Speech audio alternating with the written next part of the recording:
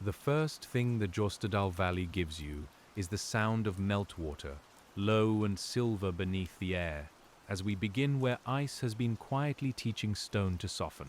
Settle in, and let your breathing move as slowly as the river. The valley holds the cold in its green sides, even when the day above feels mild, and you can imagine that coolness resting against your skin like a gentle hand. You are not climbing here, and you are not hurrying.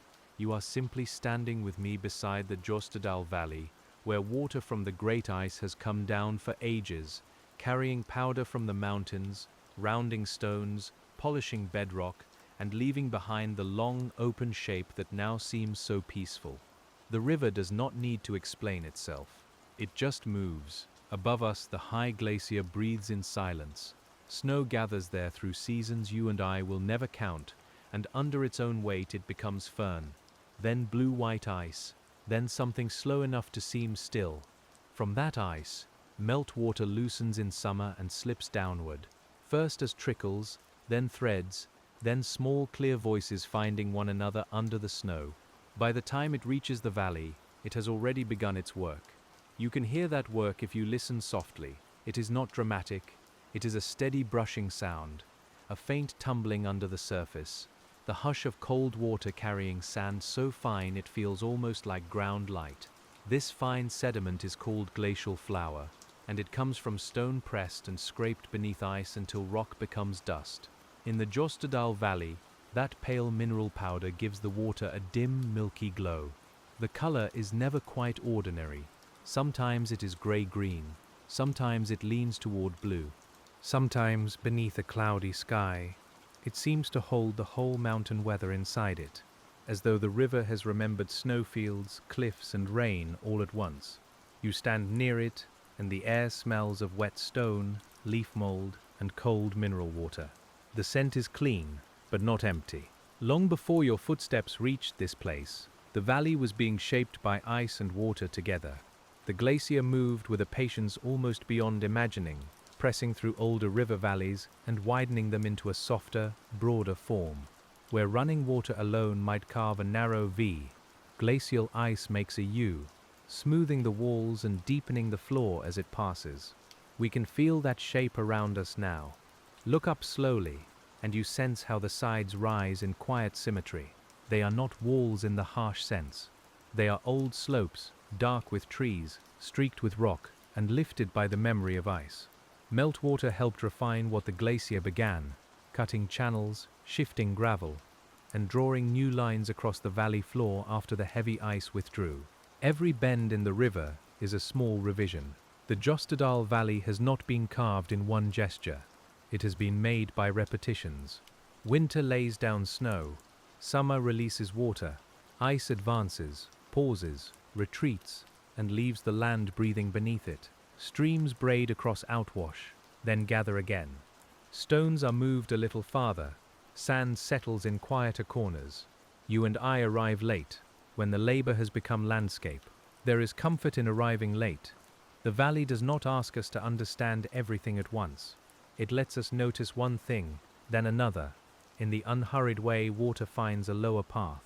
You may first notice the river's edge, where rounded stones lie pressed together like sleeping shapes. Then the damp moss. Then the small fern leaves. Then the pale streaks on boulders, where water once ran higher. Each stone here has traveled through touch. Some were plucked from the mountainside by ice. Some were rolled in the river until their edges softened. Some were dropped suddenly when water slowed, while others were carried onward into lower valleys and eventually toward the fjords. Meltwater sorts the world by weight, even when it appears to be only flowing. The heavy rests, the fine drifts. When you hold that thought gently, the valley becomes a kind of slow music. The bass note is the glacier, deep above us, moving almost too slowly to imagine. The middle note is the river, steady and cold, bright over stone. The high notes are the small runnels beside the path, the dripping from moss, the thin threads slipping down shaded rock.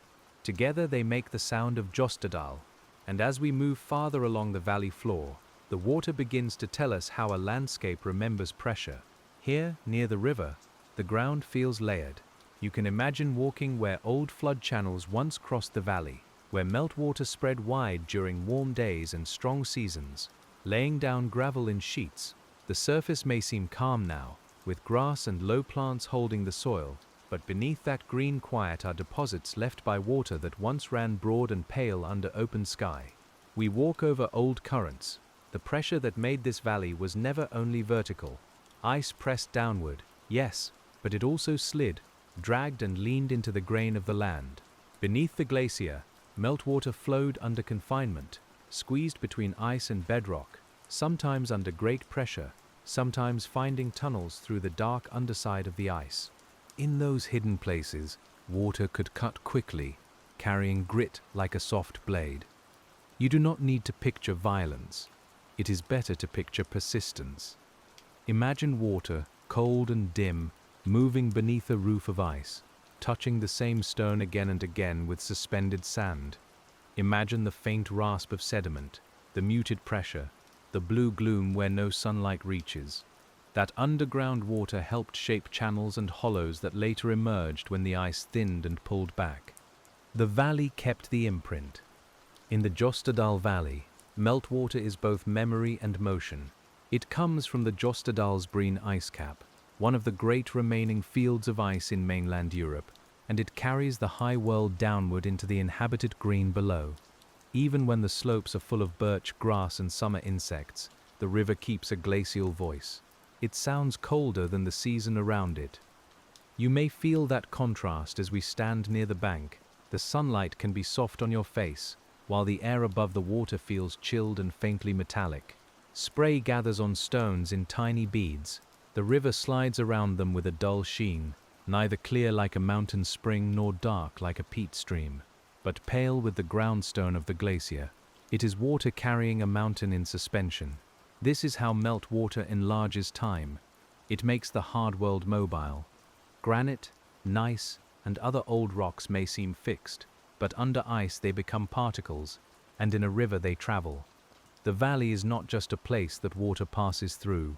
It is also partly made of everything water has moved, dropped, lifted again, and laid down in quieter weather. You can hear that sorting in the gravel. Some parts of the valley floor are flatter, because meltwater filled them. After the ice retreated, streams could spread across open space and leave outwash plains where sand and gravel settled in broad, gently sloping surfaces. In calm places, finer material could gather, making soils that later accepted grasses, flowers, and small trees. The ecosystem followed the sediment. Life came after the water's arranging hand. That is one of the quiet beauties of the Jostedal Valley. The green you see is not separate from the ice. Moss, meadow, and young woodland grow where meltwater made room, where sediments softened bare rock, where moisture lingered after the glacier withdrew. Even the plants have a glacial ancestry here, though their leaves tremble in warmer air. You can rest with that thought for a while. The valley's life is not loud. You might notice birch leaves moving lightly above the river, their undersides catching pale light. You might smell damp bark, sheepgrass, and clean silt. In sheltered pockets, moss holds water like a memory, and tiny flowers root in thin soil that began as powdered stone. The landscape feels tender because it is young in some places and ancient in others, both at once. And as we follow the water downstream, the valley opens a little, and the story becomes wider. The Jostedal Valley was shaped not only by ice moving down from the highlands, but by the rhythm of melting, season after season, century after century. In spring and summer, warmer air loosens snow and ice. Water gathers on glacier surfaces, disappears into cracks, and reappears at the snout in cold streams full of sediment. You can imagine the sound changing through the day, rising slightly under afternoon light, then softening as evening cools the slopes. Meltwater has daily moods. It can be lower in the morning, after a cool night, and fuller later, when sun has worked over snowfields and ice surfaces. This pulse is one of the valley's quiet clocks. It does not tick, it swells and eases. If you were to sit beside the river long enough, wrapped in warm clothing, you might hear that slow breathing in the flow. The river called Jostedal carries much of this meltwater through the valley. Its course gathers side streams from hanging valleys, slopes, and small basins where snow lingers late. These tributaries bring their own textures, some clear, some milky, some quick over stones, some falling in narrow ribbons from high ledges. When they join, the valley becomes a meeting place for different forms of cold. We listen where they mingle. A hanging valley is one of the glacier's soft signatures. Smaller glaciers once fed into larger ones, but because they carved less deeply, their valleys were left perched above the main floor after the ice receded. From those elevated hollows, streams now descend in waterfalls and steep channels, shining briefly against dark rock. You can look up and see water arriving from a former world. It comes down gently now. The science is simple enough to feel in the body. Thick ice carved deeper, thinner ice carved less. When the ice vanished, the difference remained as height. Meltwater then became the thread connecting those levels, falling from the high old tributary valleys into the main Jostedal trough. It turned abandoned glacial architecture into moving sound. The air near such water feels cool and faintly trembling. You and I can pause beside one of those side streams. It may be narrow, but its stones are clean, and its voice is quick without being sharp. Around it, moss darkens. The smell of wet rock rises. Fine droplets rest on grass blades. The water has perhaps come from snowfields out of sight, from a shaded pocket where the sun only reaches for part of the day. Everything about it feels recently released.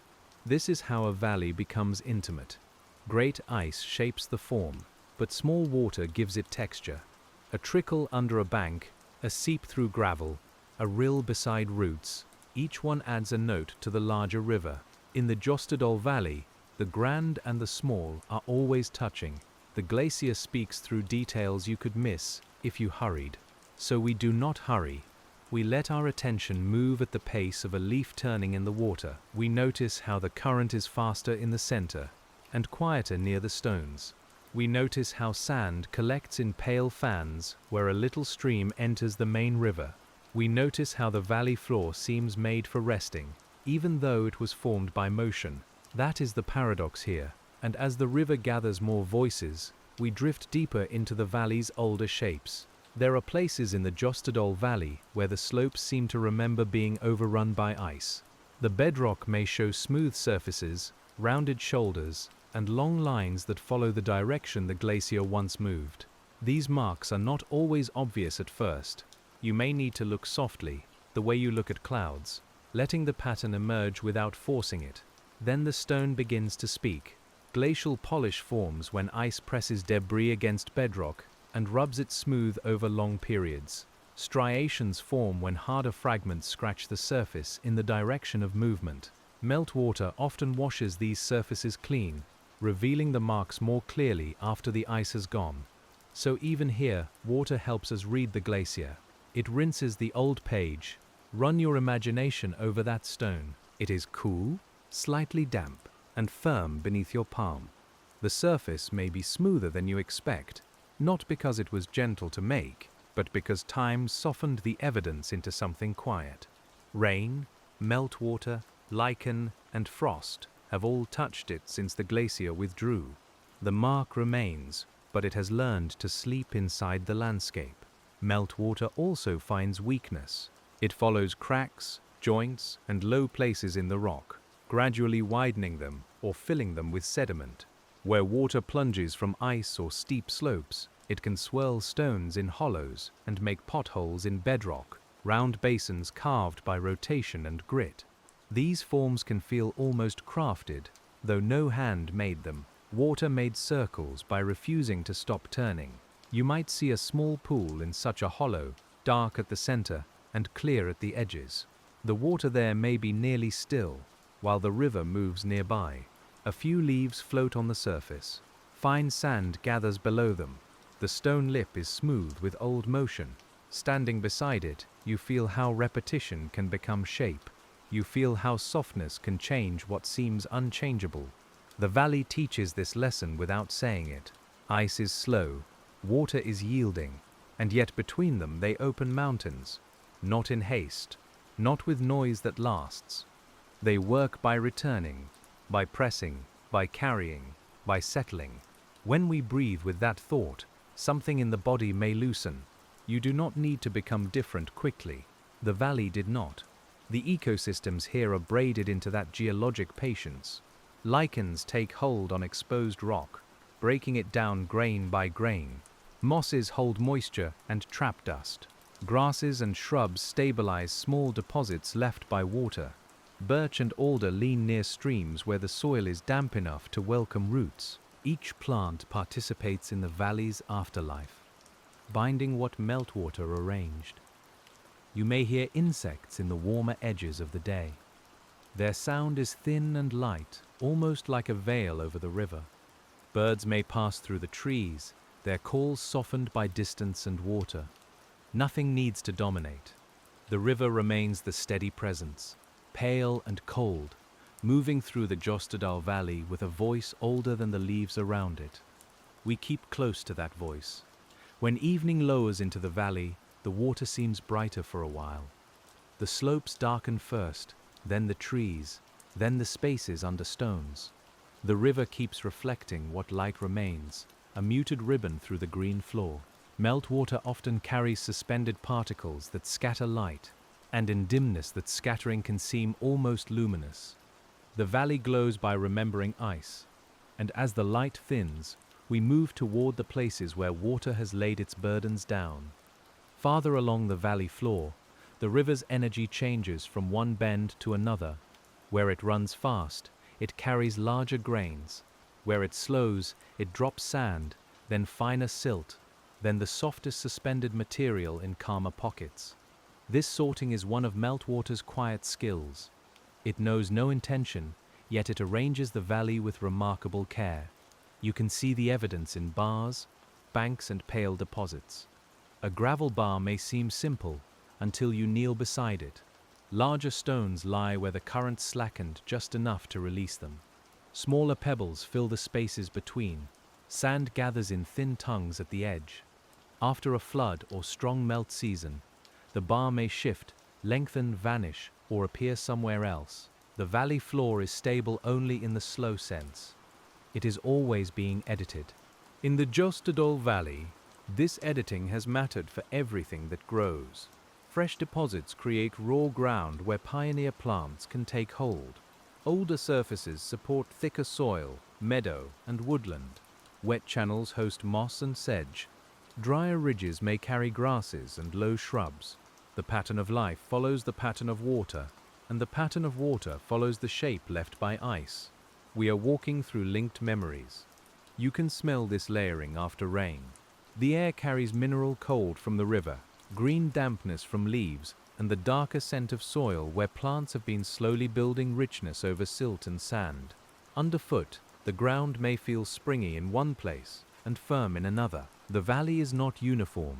It is a quilt of former channels, floodplain surfaces, and glacial remnants, softened by living cover. One of the tender facts about glacial valleys is that they often look more finished than they are. Their great forms appear settled, and yet meltwater keeps rearranging the details. A bank is undercut, a side channel opens, a fan of sediment spreads beneath a waterfall. A flood lays down new material over old grass. The Jostedal Valley continues to become itself. You and I are only passing through one moment of that becoming. All of this happens under the watch of the glacier above. The ice may seem far away, but its influence travels in water, temperature, sediment and timing. When summer is warm, more melt can feed the river. When snowpack is deep, the release may last differently. When weather shifts, the sound of water shifts with it. The valley listens upward. It answers by flowing. There is no need to turn this into urgency. For now, we stay with the calm fact of connection. High ice, falling stream, milky river, damp meadow, polished stone, and quiet bank are parts of one continuous system. The Jostedal Valley is not a backdrop to the water. It is water's long conversation with stone, held open across time. You may picture yourself sitting where the grass leans toward the river.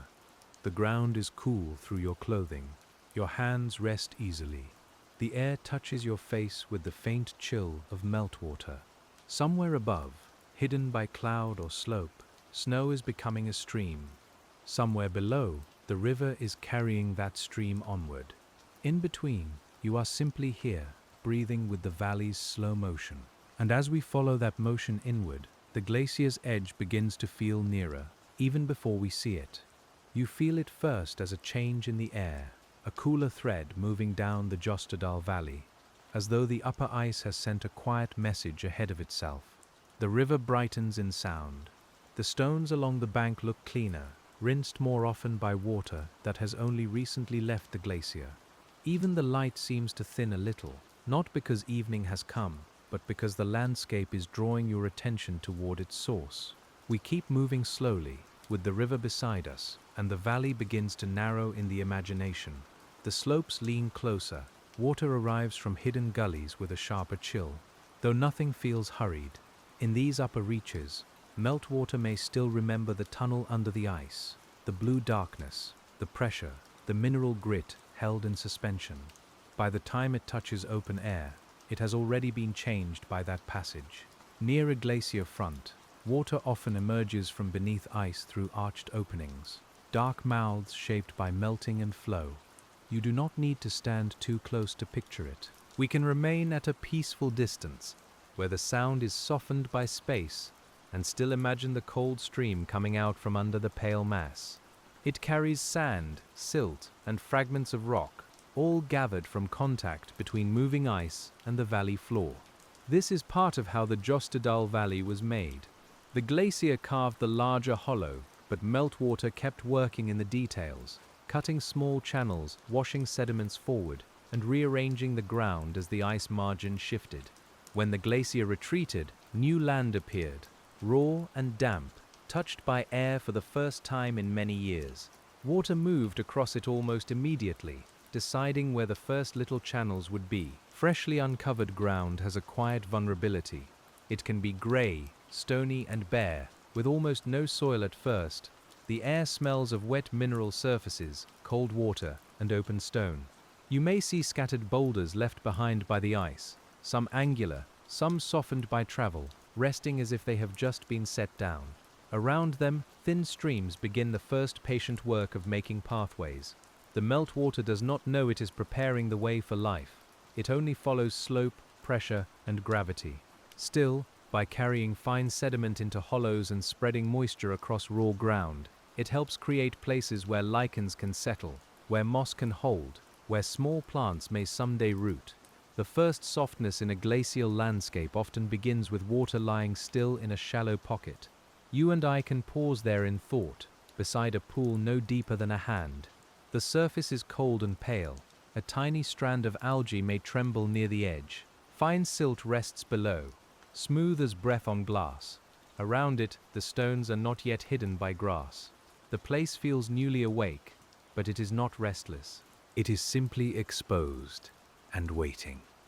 Over years, and then over generations, these raw areas change. Moss darkens the stone. Lichen paints it with silver and green. Grasses arrive where enough fine material has gathered. Low shrubs follow, and later, where conditions allow, young birch may take hold. In the Jostedal Valley, this succession can happen near the traces of retreating ice, turning former meltwater routes into delicate corridors of life. The valley's beauty comes partly from this meeting of ages. Above, the glacier is ancient in habit, though always changing in form. Below, new surfaces are young enough that you can almost feel the first weather touching them. Between them, meltwater moves like a translator. It carries the high, old cold into places where leaves will open and insects will drift over wet grass. And as we stay with that translation, the ground beneath our imagined steps begins to show the shapes left when water once ran with greater freedom. Outwash is one of those quiet words that holds a whole landscape inside it. It means the sand and gravel carried out from a glacier by meltwater and laid down beyond the ice front. In the Jostedal Valley, such materials can form flat or gently sloping areas, places where water once spread into braided channels, dividing and rejoining across a pale, shifting surface. You can imagine the pattern like loose silver threads, Braided streams form where a river carries more sediment than it can move in one simple channel. Bars build in the flow. Water splits around them. Then a new pulse comes. The bars shift, and the channels rearrange themselves again. There is no single fixed line, only many temporary paths across the valley floor. From above, such a river can look like woven light, always remaking its own weave. You may hear the difference as we picture it. A single deep river has one continuous voice, but a braided meltwater river has many smaller sounds at once.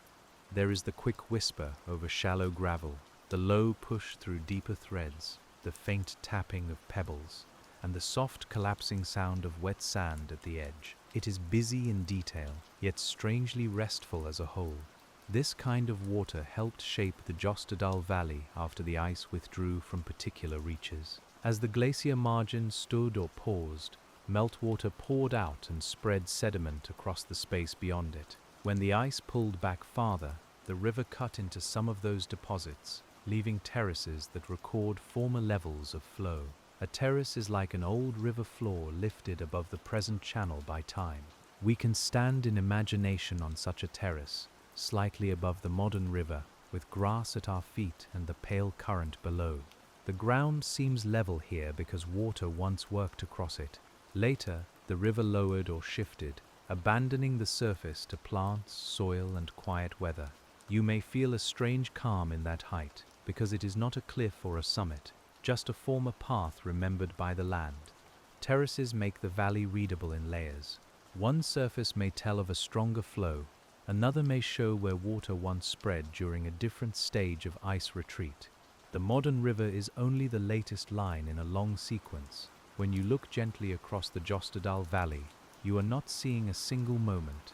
You are seeing pages laid one above another, softened by green. Meltwater is especially good at making these subtle records. It does not carve only downward.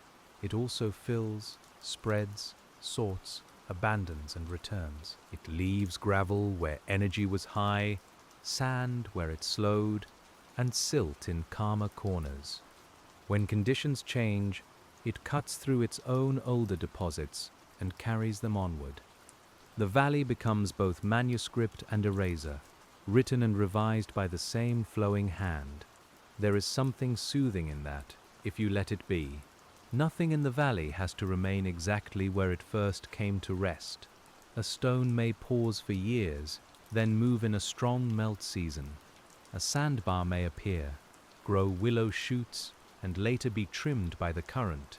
A channel may sleep under grass until water finds it again. The land is steady, but not rigid. You can feel that same gentleness in your own body. The breath comes and goes, weight settles, then eases. Thoughts arrive like small sediments in the mind, some heavy enough to rest, some fine enough to drift away. The Jostedal Valley holds this rhythm in visible form, and beside its cold river, it becomes easier to believe that change can be quiet. And as the old outwash surfaces soften into meadow and woodland, we turn our attention to the stones that meltwater could not carry far. Boulders in a glacial valley often have a stillness that feels almost watchful.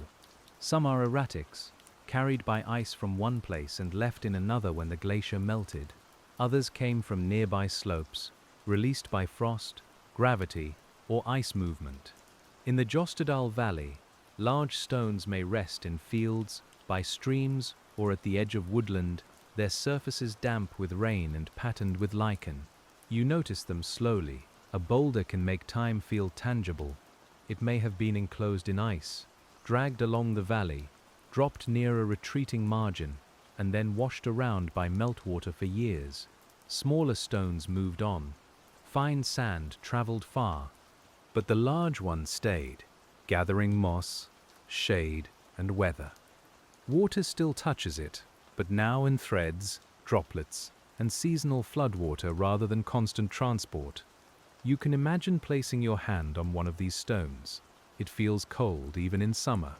The lichen is dry on top, damp at the lower edge, and the shaded side smells faintly of earth. A small plant roots in a crack where dust and silt have collected. The boulder seems solitary, yet it belongs completely to the valley. It is one of the glacier's quiet gifts. Meltwater speaks around such stones. It divides, curls, and rejoins, making small eddies where fine material settles. In higher flows, the current may press against the upstream side and scour a shallow hollow. Downstream, sand may gather in the shelter of reduced force. Even a stone too heavy to move shapes the water that passes it, and the water, in return, shapes the ground nearby. This is a smaller version of the valley itself. Ice, bedrock, sediment, and river are always adjusting to one another. Nothing exists alone. A slope feeds a stream. A stream undercuts a bank releases gravel. Gravel changes the current. The current lays a bar where seedlings may rise. In the Jostedal Valley, the meltwater has made connection visible, and you can rest your attention there without strain.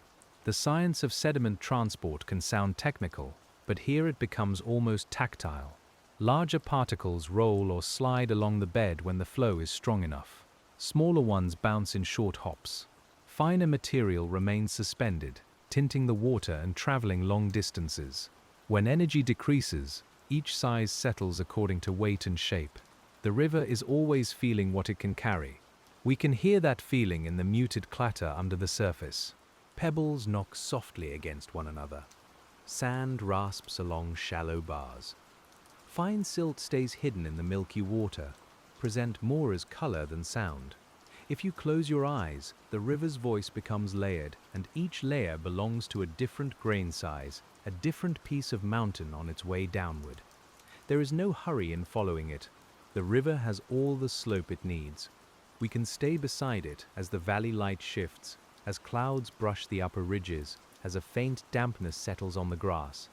The Jostedal Valley feels less like a corridor than a long room made by ice, furnished by water, and softened by living things. You are allowed to be still inside it, and as stillness gathers, we begin to notice how meltwater shaped not only the floor, but the margins where slope meets stream. At the edge of the valley, small fans of sediment often spread below side channels and gullies. These alluvial fans form when water descends steeply from a narrow path and then loses energy on gentler ground. The stream can no longer carry everything it held, so it drops gravel, sand, and silt in a widening shape. You might see such a fan as a subtle apron beneath a small cascade. In the Jostedal Valley, these fans help stitch the steep sides to the flatter floor. They are not separate from the main glacial story. Many side streams carry meltwater from snow patches, small ice bodies, or lingering high basins, and they bring down fragments loosened by frost and weather. When they meet the wider valley, they spread their load and make new ground. Plants follow where the surface stabilizes. A fan can feel gentle underfoot, sloping lightly toward the river. The material may be coarse near the top and finer farther down. Water sometimes shifts from one little channel to another across its surface, leaving dry, stony ribs and damp green lines side by side. You can smell wet gravel, crushed leaves, and cold air falling from the shaded gully above. The whole form is movement slowed into land. These fans also remind us that meltwater works in pulses. A calm trickle may occupy a channel most days, but snowmelt, rain, or warm weather can briefly increase flow and move more sediment. Afterward, the water settles back into a quieter path, leaving fresh stones pale against older, darker surfaces. The valley keeps these episodes without making them dramatic. It simply adds them to its pattern. We should speak softly about force here, because the script of the land is powerful, yet the feeling we hold is calm. Water does not need to be violent to matter. Even modest flows, repeated often, can shift grains, deepen channels, and spread fans across centuries. 1,000 small melt seasons may leave a clearer signature than one loud event. The Jostedal Valley is full of accumulated softness. You can see accumulated softness in the vegetation. Willow and alder may favor moist edges. Birch may lean on more stable ground. Moss fills the stones where seepage persists. Insects hover where water slows. Small birds find cover in the shrubs that grew where sediments gathered. Each quiet habitat depends on the shape and texture that water created. The ecosystem is geology made breathable. As we walk in thought across such a fan, the sound beneath us changes. Away from the main river, there may be only a thin runnel, half hidden under stones. It murmurs instead of rushing. The air is cooler near it, and the stones are slick where algae has taken hold. Your steps would be careful, not from fear, but from respect for the delicate arrangement of wet rock, root, and slope. The valley's slopes rise above with a patient heaviness. They have been steepened by glacial carving, then softened by weathering and vegetation. Meltwater continues to carry material from those slopes toward the floor, connecting high ledges to low floodplains. In this way, the Jostedal Valley is never just vertical or horizontal. It is a slow exchange between height and depth, cold and green, stone and water. And as we look from the side streams back to the main river, the valley's long shape begins to feel like a memory of ice in motion. A glacial valley often has a floor wider than the river that now occupies it. That is one of the first clues that the valley was shaped by something broader than running water alone. In the Jostedal Valley, the present river is narrow compared with the trough it moves through, and this difference gives the place its spacious quiet. You feel room around the water, room made by ice. The glacier that once filled the valley did not simply pass over it like a shadow. It occupied the space from side to side, pressing against bedrock, carrying debris, and reshaping older drainage lines. Meltwater under and around the ice helped lubricate movement in some places and carve channels in others. When the ice thinned and retreated, the river inherited a large house. It now moves through rooms built by a colder body. That image can stay with us gently. The river is not small in importance because it is smaller than the valley. It is the living thread in the old glacial form. It keeps the valley from becoming only a fossil of ice. With every season, it continues the work. Not at the same scale as the glacier, but with persistence enough to matter. You can hear that persistence tonight. The U-shape of the valley is easy to imagine if you let your gaze travel from one slope down to the floor and up the other side. The bottom is broad. The sides rise with a worn strength. The profile is not the narrow cut of a young mountain stream. It is the signature of ice thick enough to abrade and pluck across a wide base. Meltwater later refined the details. Plucking happens when ice freezes onto rock and pulls pieces away as it moves. Abrasion happens when debris frozen into the ice scrapes the bedrock below. Meltwater participates by entering cracks, freezing and thawing in some settings, and carrying away loosened material when conditions allow. Together, these processes turn rugged ground into a shaped valley. The result can feel unexpectedly peaceful, because the roughness has been given a long, curved order. In the Jostedal Valley, that order holds the eye. It lets you look far along the river without feeling lost. The slopes guide your attention, the water draws it forward, and the sky above seems held in a wide stone cradle. Clouds may gather over the high ice, then drift apart. Light moves in slow bands across grass and rock. The valley receives it all without comment. There is a kind of sleep in landscapes like this, not because they are inactive, but because their activity is beyond haste. Ice moves in years, rivers shape in seasons, moss grows in quiet margins, stones change by touch, weather, and return. When you place yourself inside these rhythms, the mind can loosen its grip on faster concerns.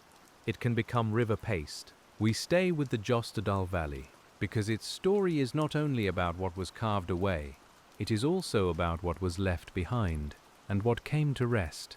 The shape of the land is absence made visible, but the floor is presence, filled with sediment, water, roots, and shadow. Meltwater carried pieces of the mountains down and made a softer place for life to gather. And as the broad trough holds us, we begin to follow the hidden cold that moves under the visible green. Groundwater in a glacial valley can be part of the meltwater story too.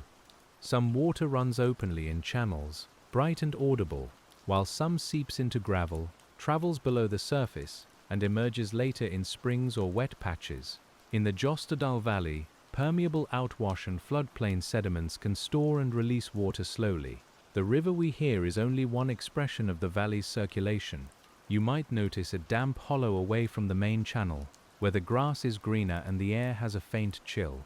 A small spring may rise there, clear where the river is milky, because the sediment has been filtered through gravel. The water touches the surface without ceremony. It gathers into a thread, slips between plants, and eventually finds the larger flow. We meet it as a quiet return. Subsurface water matters because it softens the edges of the valley's hydrology. Instead of every drop rushing straight downward, some is delayed, cooled, filtered and released gradually. This helps sustain wetlands, mossy areas, and small side channels through changing weather. It also means the valley continues to feel wet, even where no stream is obvious. The land holds water within itself. There is comfort in that hidden holding. Not everything important is visible at once. Beneath the grass, water moves through pores between grains. Beneath stones, cold threads wander. Beneath the apparent stillness of a meadow, meltwater from earlier days may be traveling slowly toward the river. You and I can let that hidden motion become part of the calm, because it asks for no attention, yet supports everything. Glacial sediments are often mixed, varied, and locally complex. Some were laid directly by ice, unsorted and dense. Some were washed by meltwater and sorted into layers of gravel, sand, and silt. This variety affects how water moves through the ground. Coarse gravel lets it pass readily. Fine silt slows it. The valley's unseen plumbing comes from the way ice and meltwater arrange the grains. If we could see a cut bank by the river, we might notice layers exposed in quiet cross-section. A band of rounded gravel, a lens of sand, a darker layer where organic matter has gathered, roots reaching downward, tiny seeps marking where water meets air. The bank is not just an edge being worn away, it is a window into the valley's making. The sound near such a bank is intimate. The river moves below, but there may also be small dripping sounds from the exposed face. Fine grains fall now and then. Water darkens the sediment in little streaks. The smell is earthy, cold, and mineral, different from the open river smell. You are close to the valley's interior here, close to the stored record of flow. The Jostedal Valley contains many forms of water at once. Ice held high, meltwater running free, groundwater traveling unseen, mist rising in cool air, rain settling on leaves, snow waiting in shaded folds. All of these belong to the same slow system, and each helps shape the valley in its own measure. We do not need to separate them too sharply. They are one long movement through different states. And as the hidden water rejoins the open river, we follow the current toward a quieter understanding of time. Time in a meltwater valley is layered, not straight. There is the daily rhythm of melting and cooling. There is the seasonal rhythm of snow, thaw, flood, and low water. There is the longer rhythm of glacier advance and retreat. There is the deep geologic rhythm of bedrock lifted, fractured, carved, and worn. In the Jostedal Valley, these times are present together, as if the landscape is breathing at several speeds. You may notice the smallest time first. A ripple forms against a stone and vanishes. A leaf turns once in an eddy. A droplet falls from moss. These are seconds. Then your attention widens to the river's daily flow, to the way sunlight might feed melt above and bring more water by afternoon. Then wider still, to the glacier's yearly balance of snow gained and ice lost. The mind descends through scale. This descent through time is as soothing as descent through water. You do not need to hold every layer clearly. You can let them blur into one spacious sense of age. The valley was here before your worries, and it will continue its slow adjustments after they have passed. That thought is not cold. It can be kind, because it gives your own rest a larger room. The Jostedal Valley has known colder periods and warmer periods, thicker ice and thinner ice, stronger melt seasons and quieter ones. Its present form carries traces of those changes without telling them loudly. A moraine ridge may mark where ice paused. An outwash surface may show where meltwater once spread. A polished rock may remember pressure. A terrace may remember a former river height. The valley keeps memory in shape. Moraines are especially quiet witnesses. They are accumulations of rock and sediment left by glaciers, often at the sides or front of the ice. Meltwater may cut through them, wash material from them, or lay new deposits beyond them. A moraine can look like an ordinary ridge once plants have covered it, but inside it are unsorted stones gathered by ice. It is a pause made visible. Imagine walking along the flank of an old moraine in the Jostedal Valley. The ground rises gently, then falls. Birch roots hold the soil. Moss softens the stones. The river may be audible below, but its sound is filtered through leaves. You would not necessarily know, without being told, that this shape once stood near ice. That hidden history makes the place feel deeper. Meltwater often negotiates with moraines. It finds gaps, cuts channels, or pools behind ridges until an outlet is established. It can rework the material, carrying finer particles away and leaving coarser stones. In some places, lakes or ponds may form near glacial deposits, their still surfaces reflecting slopes that were shaped by moving ice. Even quiet water participates in the valley's slow revision. A pond near glacial deposits can feel like a held breath. Its edge may be lined with sedges, moss, and stones half covered in silt. The water may be clearer than the main river, or it may carry a faint mineral cloud after rain. Reflections of the slopes tremble when a breeze comes down. In the evening, insects move low over the surface. You feel the valley becoming still enough to listen inward. Stillness does not mean nothing is happening. Sediment settles through the pond water. Plants die back and add organic matter. Inflow and outflow adjust the chemistry. Fine material from meltwater slowly fills the basin. Given enough time, a pond may become marsh, then meadow. The valley keeps transforming water into ground and ground into habitat, without a sharp boundary between them. And as that still water settles in the mind, we return to the flowing river that has never quite left our hearing. The river through the Jostedal Valley is a carrier of cold, but also a carrier of texture. Its suspended sediment changes how it looks, how light enters it, and how warmth moves through it. Glacial rivers can remain cool even in summer because their source is melting ice, and their pale sediment can reduce visibility beneath the surface. Yet there is beauty in that opacity.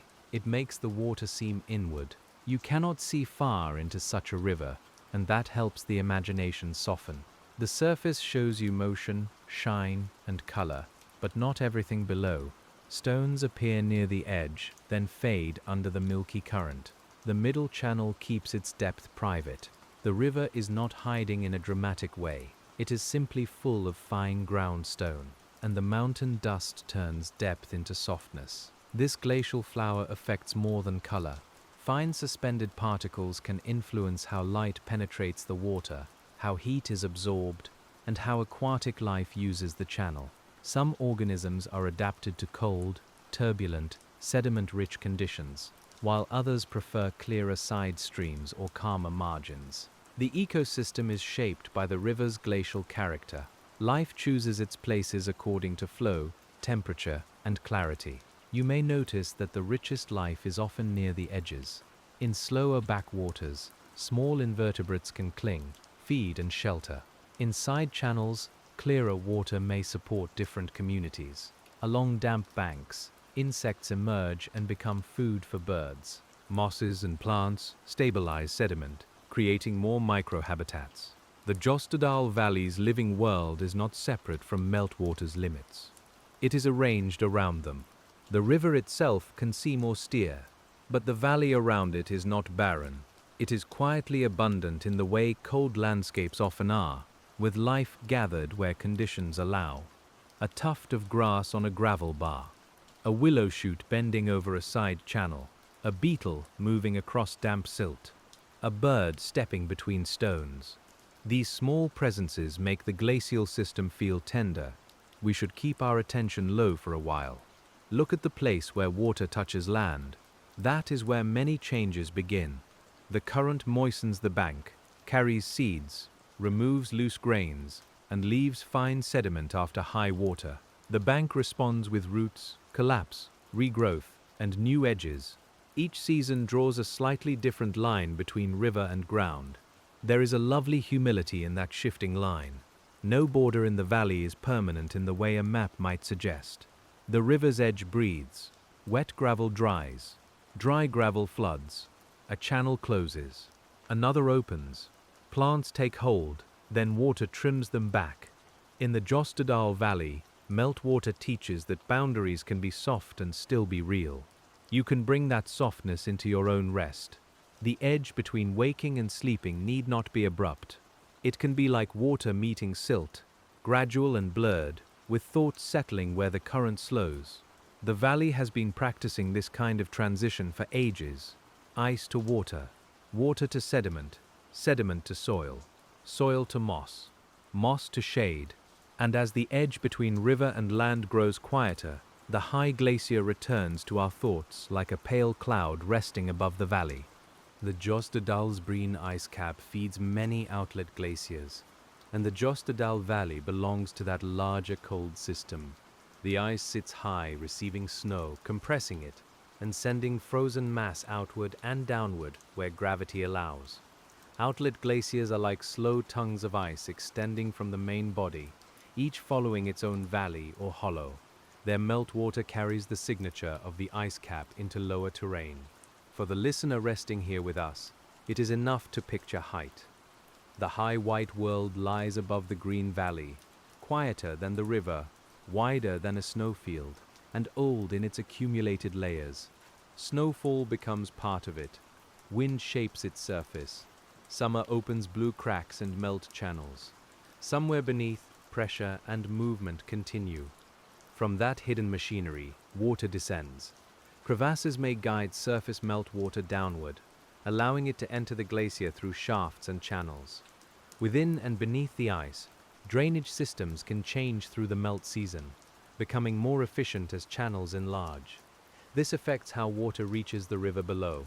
Early season flow may be more distributed. Later, larger channels may carry water more directly. The science is intricate, but the feeling is simple. The glacier has an inner circulation. You can imagine that circulation as a dim blue labyrinth, not frightening, just cold, enclosed, and slow in its making. Water runs in darkness, its sound muffled by ice. It carries bubbles, grit, and the faint memory of light from the surface. Then it emerges into the valley, brighter and louder, as if waking from a deep room. We hear it as river. That hidden journey helps explain why meltwater can shape so much. It is not merely flowing over the surface after ice has gone. It can move within ice, beneath ice, and beyond ice, connecting different environments into one system. Under pressure, it may carve channels in ice and bedrock. In the open valley, it may braid, deposit, and cut. Everywhere, it follows energy downhill. The Jostedal Valley gives this process a visible path, from high ice to green floor, from subglacial darkness to open river light, from ground stone to fertile banks. The journey of meltwater is laid out in stages you can almost walk beside. The valley is like a long, quiet sentence, and every clause begins with cold water finding its way. When clouds lower over the upper slopes, the glacier may disappear from view, but the river confirms it remains. You do not need to see the ice to know it is there. The water's color tells you. The temperature tells you. The broad shape of the valley tells you. Even hidden, the glacier keeps speaking through what it sends down. There is a gentle lesson in that hidden presence. Some sources are not visible from where we rest, yet their influence reaches us. A calm breath may come from a deeper quiet. A softened thought may come from sleep approaching before we can name it. The Jostedal Valley lets us trust what moves beneath awareness, because so much of its beauty comes from unseen flow. And as the cloud lowers and the river continues, we drift toward the old thresholds where ice once paused. A glacier does not retreat like a curtain pulled smoothly back. Its edge may advance for a while, pause, thin, retreat, and sometimes advance again, depending on climate, snowfall, melting, and ice flow.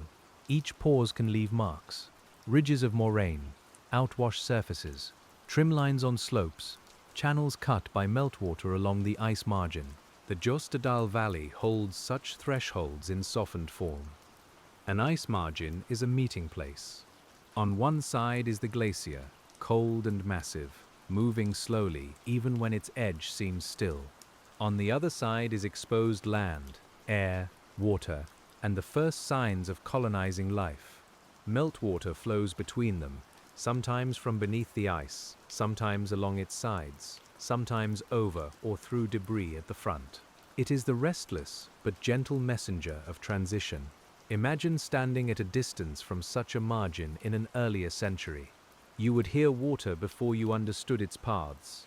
It might pour from under ice, trickle along debris, or spread across bare stones in shallow streams.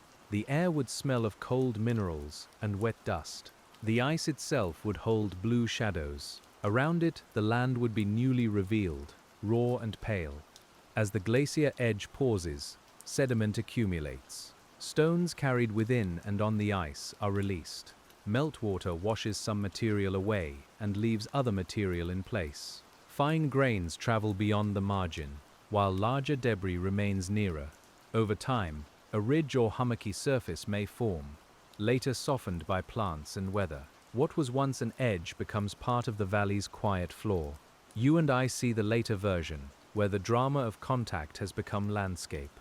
A ridge may be green, a hollow may hold water, a boulder may have moss on its shaded side. A channel once pressed against ice may now carry only a small seasonal stream.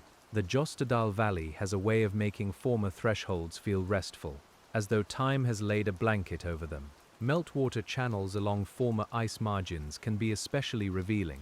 When water flowed between ice and valley side, it sometimes carved paths that do not quite match the modern drainage. These channels may sit above the present river, tracing the level of ice or meltwater at a particular time. They are like quiet contour lines made by flowing water. You might walk beside one without knowing its origin. If you did notice it, you might find a dry channel lined with grass and stones, curving along the slope. Perhaps a small stream uses part of it now. Perhaps it only carries water during rain or thaw. Its existence tells of a time when ice filled the valley differently, forcing water to travel where it no longer needs to go. The land remembers former constraints.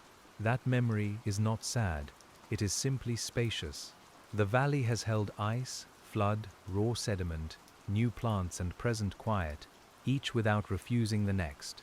Meltwater shaped the Jostedal Valley by accepting every available path until the path changed. Then it accepted another. There is ease in that kind of yielding. It does not mean weakness, it means continuity. And as former ice margins fade into green slopes, we let the present valley return around us, cool and breathing. The present Jostedal Valley is a place where the glacial past remains close to the senses. You do not have to study it formally to feel the relationship between ice and water. The river's color, the shape of the trough, the rounded stones, the hanging side valleys, the damp fans, and the clean smell of mineral water all speak the same language. We are listening to that language slowly. It is a language of touch. Ice touched stone, water touched sediment, roots touched silt, mist touched leaves. Your imagined hand touches damp moss and feels the cold stored there. The valley is made of contacts, each one leaving some trace, however small. Even silence has texture here, because it is filled with distant water, soft wind, and the faint sounds of living things near the bank. In summer, the valley may be green with grass and birch, but the glacier keeps the color from becoming too warm. The river threads through it with a pale, cold brightness. Shadows under trees feel deeper beside the milky water. Flowers near the path seem delicate against the stone. You sense that the landscape has not forgotten snow, even where leaves are open and insects move in the light. In autumn, the same meltwater carries a different atmosphere. The air sharpens. Leaves turn yellow and gather along damp edges. The river may run under a lower sky, its pale surface reflecting gray clouds and dark slopes. Sediment still travels, but the mood is quieter, more inward. You can imagine the valley preparing to receive winter again, not as an interruption, but as part of its breathing. In winter, much of the meltwater's visible work slows, though water may still move beneath snow, ice, and frozen ground. The valley becomes muffled. Snow softens terraces, stones and banks. The river may darken where it remains open, or vanish partly beneath ice and snow bridges. The great shaping processes do not end. They wait, store, and resume when warmth returns. Even pause belongs to the system. Spring brings release. Snowmelt adds to glacial melt in the broader seasonal rhythm, and streams grow fuller as the valley wakes. Water darkens the soil, lifts old leaves, and reopens channels hidden by winter. The sound of flow returns to small places first, then gathers into the larger voice of the river. You can feel the valley loosening without ever feeling rushed. Thaw is a slow unlocking. Season by season, the Jostedal Valley shows how meltwater is not a single event. It is a recurring presence, changing with weather, climate, altitude, and time of day. It shapes by returning. It shapes by carrying what is ready to move. It shapes by leaving behind what can rest. This is the kind of work that suits sleep, because it is real and unhurried. You may let your attention drift from the high ice to the riverbank, then back again. There is no correct order. The valley itself connects the pieces for you. If your thoughts wander, the water gathers them. If they grow heavy, the stones receive them. If they become too fine to hold, they can travel onward like silt in suspension, pale and weightless in the cold flow. And as the seasons turn softly around us, the deeper story of bedrock rises beneath the water's song. Before ice and meltwater shaped the Jostedal Valley into its present form, the bedrock had its own long history. Mountains rose, fractured, weathered, and guided earlier drainage. Glaciers later used those weaknesses, deepening hollows and widening valleys that water had already begun. The landscape we see is not the product of one process alone. It is a collaboration across immense spans of time. You do not need the names of every rock to feel their age. The bedrock stands in dark ribs along the slopes, appears in polished surfaces near the floor, and anchors the valley beneath all the moving water. It feels older than the glacier, older than the river, older than the moss that softens its cracks. Meltwater touches it briefly, yet over enough years, even brief contact leaves a mark. Rock type influences erosion. Some layers resist more strongly. Some fractures open pathways.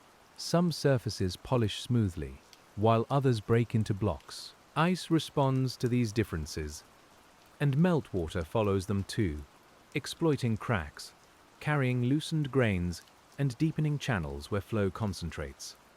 The Jostedal Valley's shape is therefore both carved and inherited. It was made from what the ancient rock allowed. That thought gives the valley another kind of peace.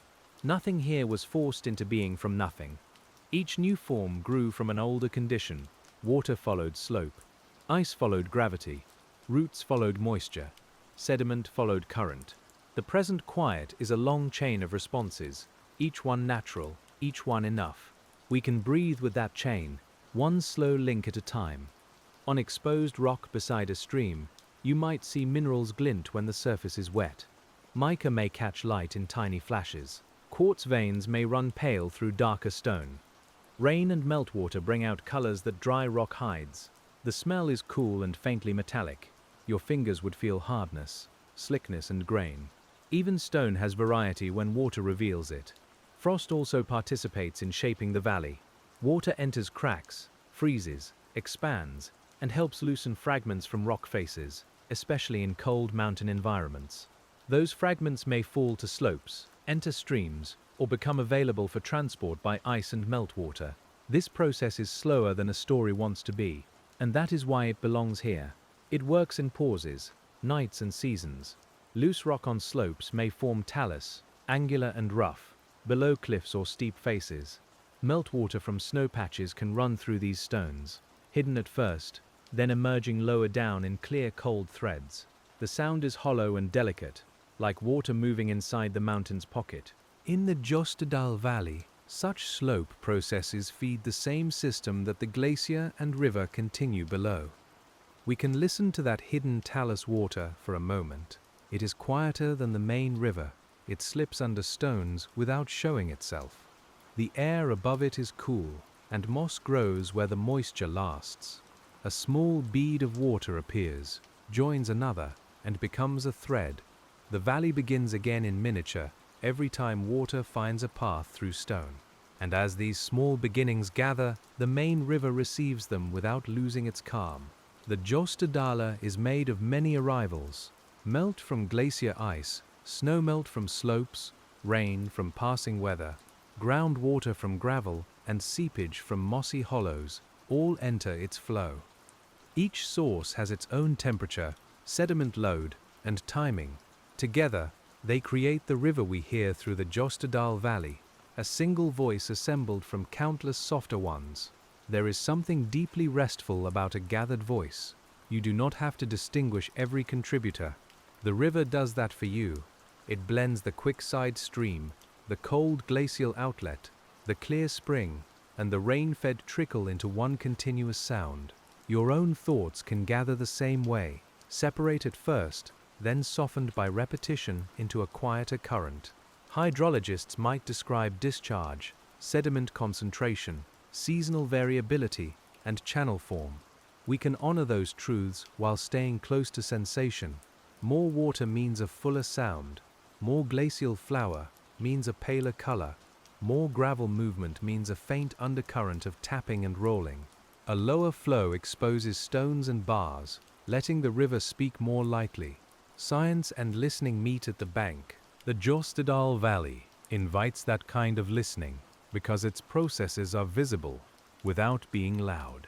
You can see water shaping sediment.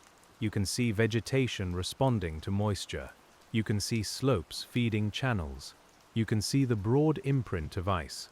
Every feature belongs to a larger explanation, but none of them demands that you hurry toward it. The valley teaches at walking pace. If we sit again near the river, the body begins to match that pace. Shoulders lower, breath lengthens. The cold sound fills the spaces between thoughts. The mind may picture pale water sliding over stones, then forget the picture and keep only the feeling. That is enough. The valley does not need to be held tightly to be understood. It can be received as atmosphere. Above the river, the sky may change several times. A light rain passes, touching leaves with a fine hiss.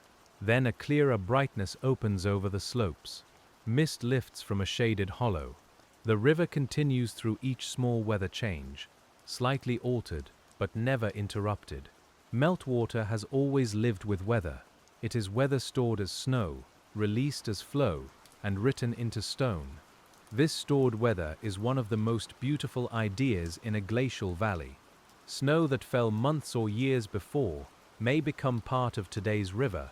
Ice formed from older snow may melt into the present afternoon.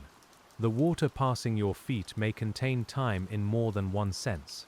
It is moving now, but it was gathered earlier, held in cold, and released slowly. The Jostedal Valley is shaped by that delayed release. If all water ran away at once, the land would be different. Instead, snow and ice store moisture high above, then give it back during warmer periods. This storage and release feeds rivers, transports sediment, and maintains cold conditions downstream. The valley's form and life both depend on timing. Meltwater is not only matter, it is patience. And as patience deepens, we follow the river's pale color into the finer details of glacial flower. Glacial flower is made when rock is ground beneath moving ice into extremely fine particles. These particles can remain suspended in meltwater, giving it that cloudy blue-gray or greenish tone often seen in glacial rivers and lakes. In the Jostedal Valley, such color reminds you that the river is carrying bedrock in its most delicate form. The mountain has become almost weightless. You can picture a single grain of that powder, though it is too small to notice alone. It may have been part of a larger stone under the glacier, pressed and abraded until it broke free as mineral dust. Meltwater picked it up in darkness. The current carried it into daylight. Now it floats among millions of other grains, turning the river softly opaque. It has no sharp story, only a long contact with ice. When the water slows, some of this fine material settles. It can form smooth, silty patches in calm pools, along floodplains, or in quiet backwaters. If you touched it, It might feel silky, cold, and slightly dense, like the softest ground stone imaginable. Such deposits can later become part of the soil, mixing with organic matter as plants grow and decay. The glacier feeds the future in powdered form. There is tenderness in that transformation. Hard rock becomes flour, flour becomes silt, silt becomes soil. Soil holds roots, roots hold banks. Banks guide water, water returns to carry more stone. The Jostedal Valley is full of these loops, and none of them are closed tightly. They are open, breathing cycles, each one changing as climate, weather, and season change around them. Glacial flour also changes the way water holds light. Sunlight entering the river scatters from tiny particles, creating that pale, luminous quality we have been noticing. It is not a glow from within, but it can feel like one, especially under cloud or evening. The river seems lit by memory. You look at it, and you see not transparency, but presence, a fullness of suspended stone. This makes the Jostedal Valley feel almost dreamlike at times. The green slopes are real, the stones are real, the water is real. Yet the pale river softens the scene, blurring depth and reflecting sky in a muted way. It gives the valley a gentle inwardness, as if the landscape is half awake and half asleep, still listening to the glacier under everything. You may let that inwardness spread through your own attention. Instead of trying to see clearly into every thought, you can allow some opacity, not confusion, just softness. The river does not become less beautiful because it is cloudy with sediment. It becomes itself. In the same way, a drowsy mind can be peaceful without being perfectly clear. It can carry fine particles of the day until they settle. As those particles settle, both in water and in thought, the valley floor becomes quieter under evening light. Evening in the Jostedal Valley does not arrive all at once. It gathers first in the hollows under trees, then along the lower slopes, then in the spaces between stones. The river keeps a pale path through the dimness, and its sound becomes more important as sight relaxes. You begin to feel the valley by ear and skin. Cool air lowers, grass darkens, water continues. This is the hour when meltwater seems most ancient. In daylight, you may notice its activity, its speed, its sediment, its surface patterns. In evening, it becomes more like a presence than a process. It is simply there beside you, moving from ice toward lower ground, carrying the day's warmth away in a cold mineral stream. The valley settles around it. The slopes release small sounds as the air cools. Leaves shift. A trickle hidden in grass becomes clearer. Somewhere, a stone may loosen softly into a stream bed, or a bank may let go of a few grains.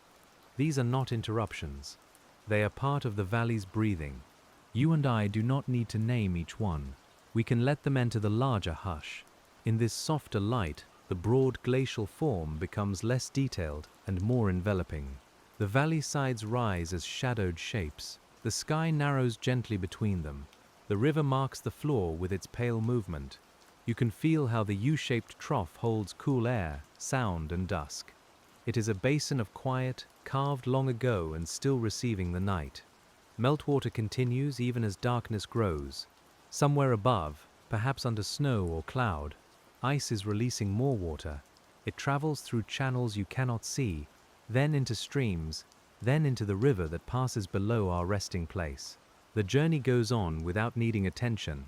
That is part of why it soothes. The world can continue gently while you let go. The Jostedal Valley remains specific even in dimness. It is not just any valley. It is this Norwegian glacial valley, shaped by Jostedalsbreen's ice and the meltwater that has flowed from it through cold seasons, warm seasons, and long retreating margins. Its quiet is made of real stone, real sediment, real water, and living green. Sleep can rest more deeply when the imagined place is solid. You may feel the ground beneath you, as if it were made from all those processes. Beneath the grass are grains carried by water. Beneath those grains may be older deposits, compacted by time. Beneath them is bedrock shaped by ice. Above them, the air cools against your face. Around them, the river moves. You are held by layers, and each layer is calm. And as the valley darkens without closing, we allow the river to guide us onward into the next quiet reach. The next quiet reach of the Jostedal Valley carries the river through a softer widening, where the sound spreads out and loses some of its sharpness. You can imagine the current moving over gravel, then sliding into a deeper bend, then touching a low bank where grass leans over the pale water. The darkness is not empty here. It is full of cool air, damp leaves, and the steady murmur of meltwater. We keep beside that sound because it is the easiest thread to follow. In a glacial valley, the river often chooses the lowest part of the broad floor, but its exact path may shift over time. It cuts into one bank, lays sediment on another, and changes the angle of its bends as water and sediment find balance. What seems fixed from a distance is quietly adjustable when you stand near the edge. A meander in a meltwater river may not behave exactly like a lowland river because the valley slope, sediment supply, and seasonal flow can be different. Still, the same gentle principles can be felt. Faster water works on the outer bank. Slower water leaves material on the inner curve. Gravel and sand trade places through time. The river bends not because it wanders without purpose, but because flow and ground are listening to each other. You can picture the inner side of a bend in the Jostedal Valley, where a small bar has formed from pale sand and rounded stones. The surface is damp near the water, dry and lighter farther back. Perhaps a few narrow leaves have taken root there, bending with the cool air that follows the river. In the dimness, the bar looks like a low island of rest, though it was made by motion. On the outer side, the bank may be a little steeper. Roots hold the upper layer where they can. Below them, exposed sediment shows where the river has been touching and removing grains. Water at the base sounds deeper, less broken by stones. A few fine particles loosen and join the flow. The valley does not resist this. It lets the river redraw small boundaries, season by season. This is one way meltwater continues shaping the Jostedal Valley after the great carving of ice. The glacier made the room, but the river arranges the furniture. It shifts bars, trims banks, builds floodplains, and leaves fine layers after high water. Its work is smaller in scale, yet closer to our senses. You can see it at your feet. You can hear it under the night. Floodplains are born from this kind of repetition. When water rises beyond its channel, it spreads across adjacent low ground and slows, dropping sediment in thin layers. Over many such episodes, the surface becomes a record of overflow, growth, and settling. Plants root there, soils develop, and the valley floor becomes more hospitable. Meltwater carries the mountain down, and the floodplain learns to hold it gently. There is peace in imagining that thin layer settling after high water. Fine silt drifts out of suspension. It lays itself over grass stems, old leaves, and tiny hollows in the ground. Later, when the water withdraws, the surface dries and darkens. New growth comes through. The Jostedal Valley becomes softer by increments so small that only time can gather them into a landscape. And as the river builds these low places, we drift with it toward the quiet life that depends on damp ground. Near the floodplain, the living world feels close to the water's breath. Roots reach into moist soil. Moss thickens on shaded stones. Sedges stand where the ground is wet for longer periods, and grasses occupy slightly higher patches where water visits less often. In the Jostedal Valley, this pattern is not random. It follows the river's memory, the old channels, the fresh deposits, and the hidden seepage beneath the surface. You start to notice the small ones first. A bead of water clinging to a blade of grass, a faint track where a tiny invertebrate crossed damp silt, a leaf caught against a pebble, trembling without moving downstream. These small signs are easy to miss in daylight and easier to feel in evening when the valley's larger shapes have become quiet and the near world grows intimate. Cold glacial rivers can be challenging for some aquatic life because of low temperatures, strong flow, and suspended sediment. Yet life finds margins, side channels, pools, springs, and seasonal openings where conditions are gentler. We should not imagine the valley as barren simply because its main river is cold and pale. It is more like a house with many rooms, each with its own softness. In the clearer water of side springs, small aquatic insects may develop among stones and plant roots. In slow edges, larvae cling where the current does not pull too hard. On moist banks, emerging insects connect water to air, becoming part of the food web for birds and other animals. The river feeds the valley not only through sediment, but through movement between habitats. Everything touches something else. You may hear a bird call once from the darkening trees, then fall silent. The sound does not break the calm. It reminds you that the ecosystem is awake in its own measured way. A small wing passes through the dusk, leaves close around the sound. The river remains beneath it, steady and pale. In the Jostedal Valley, life does not need to be abundant in a loud way to feel complete. The plants here also shape the water in return. Roots stabilize banks, slow surface runoff, and trap fine sediment. Fallen leaves add organic matter to soils and small pools. Moss holds moisture after rain and releases it gradually. The river's edges become less raw where vegetation has had time to settle in. Meltwater began the surface, but life continues the shaping with green patience. This is one of the valley's most soothing lessons. A landscape formed by ice can become tender without forgetting its cold origin. The same ground that was once scraped, flooded and left bare can support moss, leaf, seed and shadow. The Jostedal Valley carries both strength and gentleness in the same form. You can rest in that combination because it asks nothing from you. If you breathe slowly here, the damp scents seem to separate.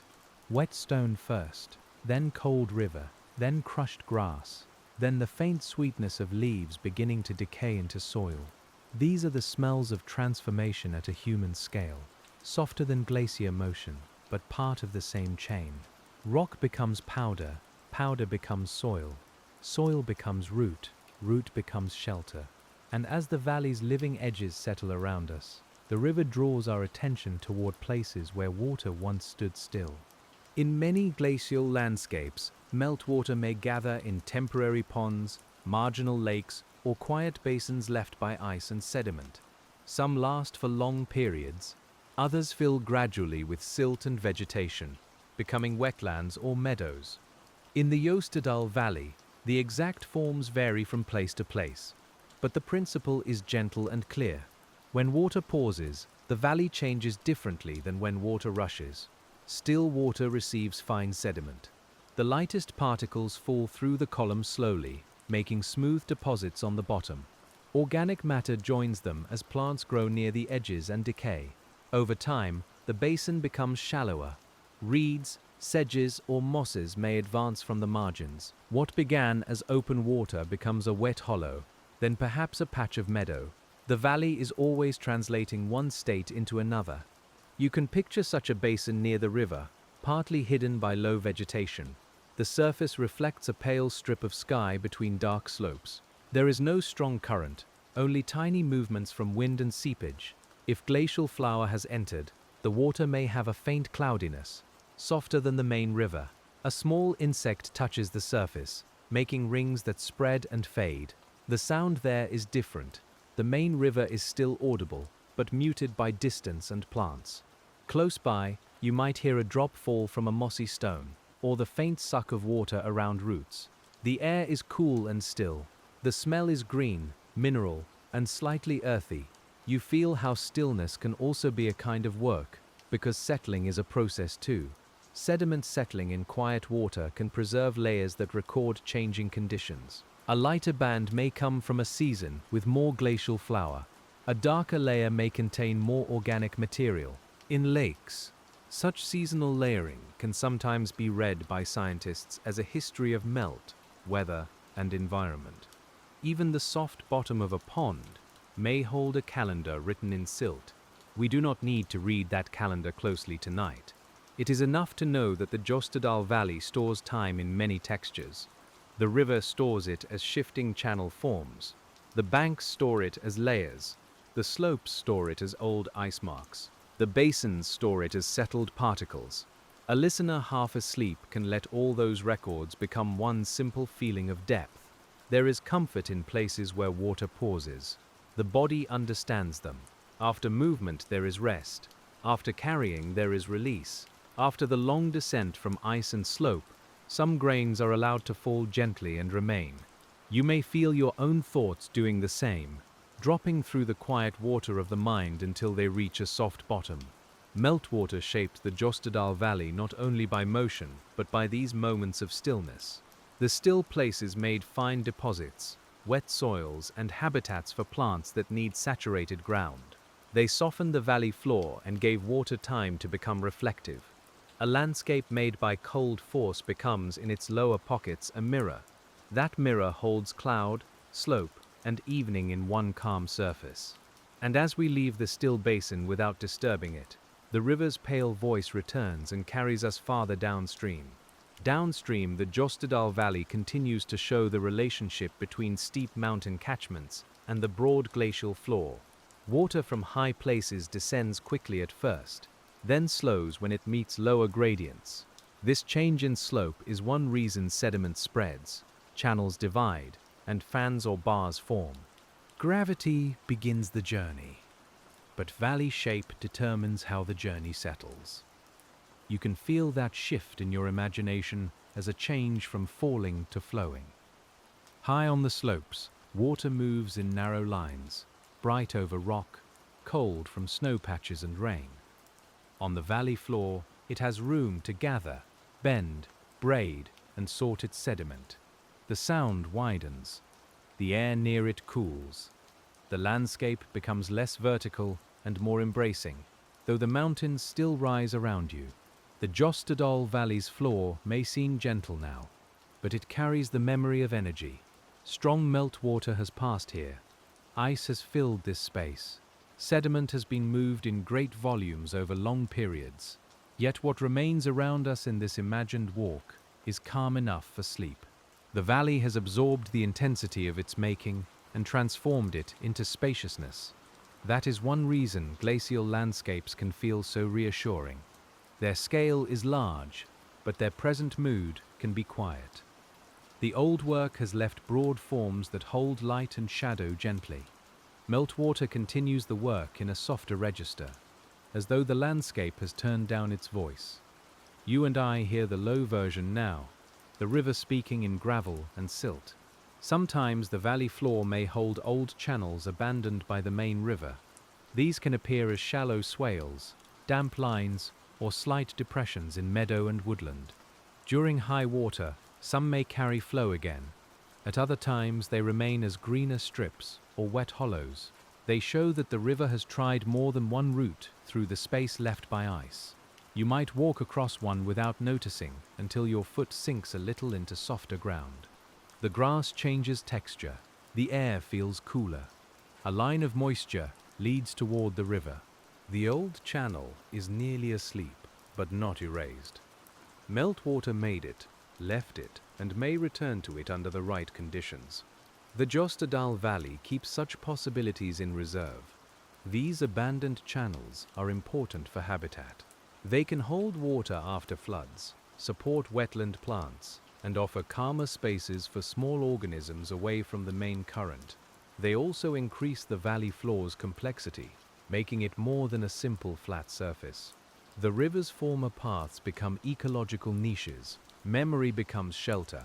As we pass them in thought, we can let the idea of former paths become soothing. Not every path remains the main one. Some routes become quiet, some fill with moss, some hold water only after rain. This does not make them failures. It makes them part of the valley's richness. The Jostedal Valley is shaped as much by what water leaves behind as by where it flows now. And as these former channels fade into the dark grass, the larger river continues, patient and cold. The coldness of meltwater changes the feeling of the whole valley. Near the river, the air can seem subtly cooler than the fields and slopes around it. On warm days, that coolness may rise like a low breath from the channel. In evening, it deepens the sense of rest. You feel it against your face, on your hands, and in the spaces where clothing loosens at the wrist or collar. Temperature matters in shaping rivers and ecosystems. Cold water holds different levels of dissolved gases than warm water. It affects the metabolism of aquatic organisms, the timing of insect emergence, and the kinds of species that can thrive. In a glacial valley, temperature is tied to altitude, snow, ice, shade, groundwater, and season.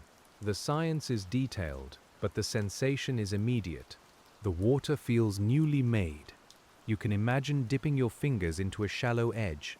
The cold would be clear and firm, not painful in this gentle imagining, but enough to focus the senses.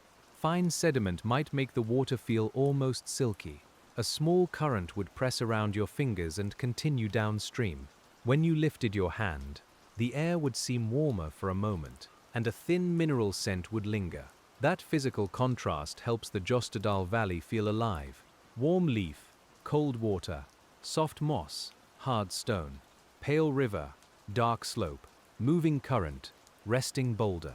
These contrasts are not dramatic. They are balanced, like low notes in a quiet piece of music. The valley calms the mind because each difference belongs naturally to the whole. Meltwater also affects the timing of downstream flows.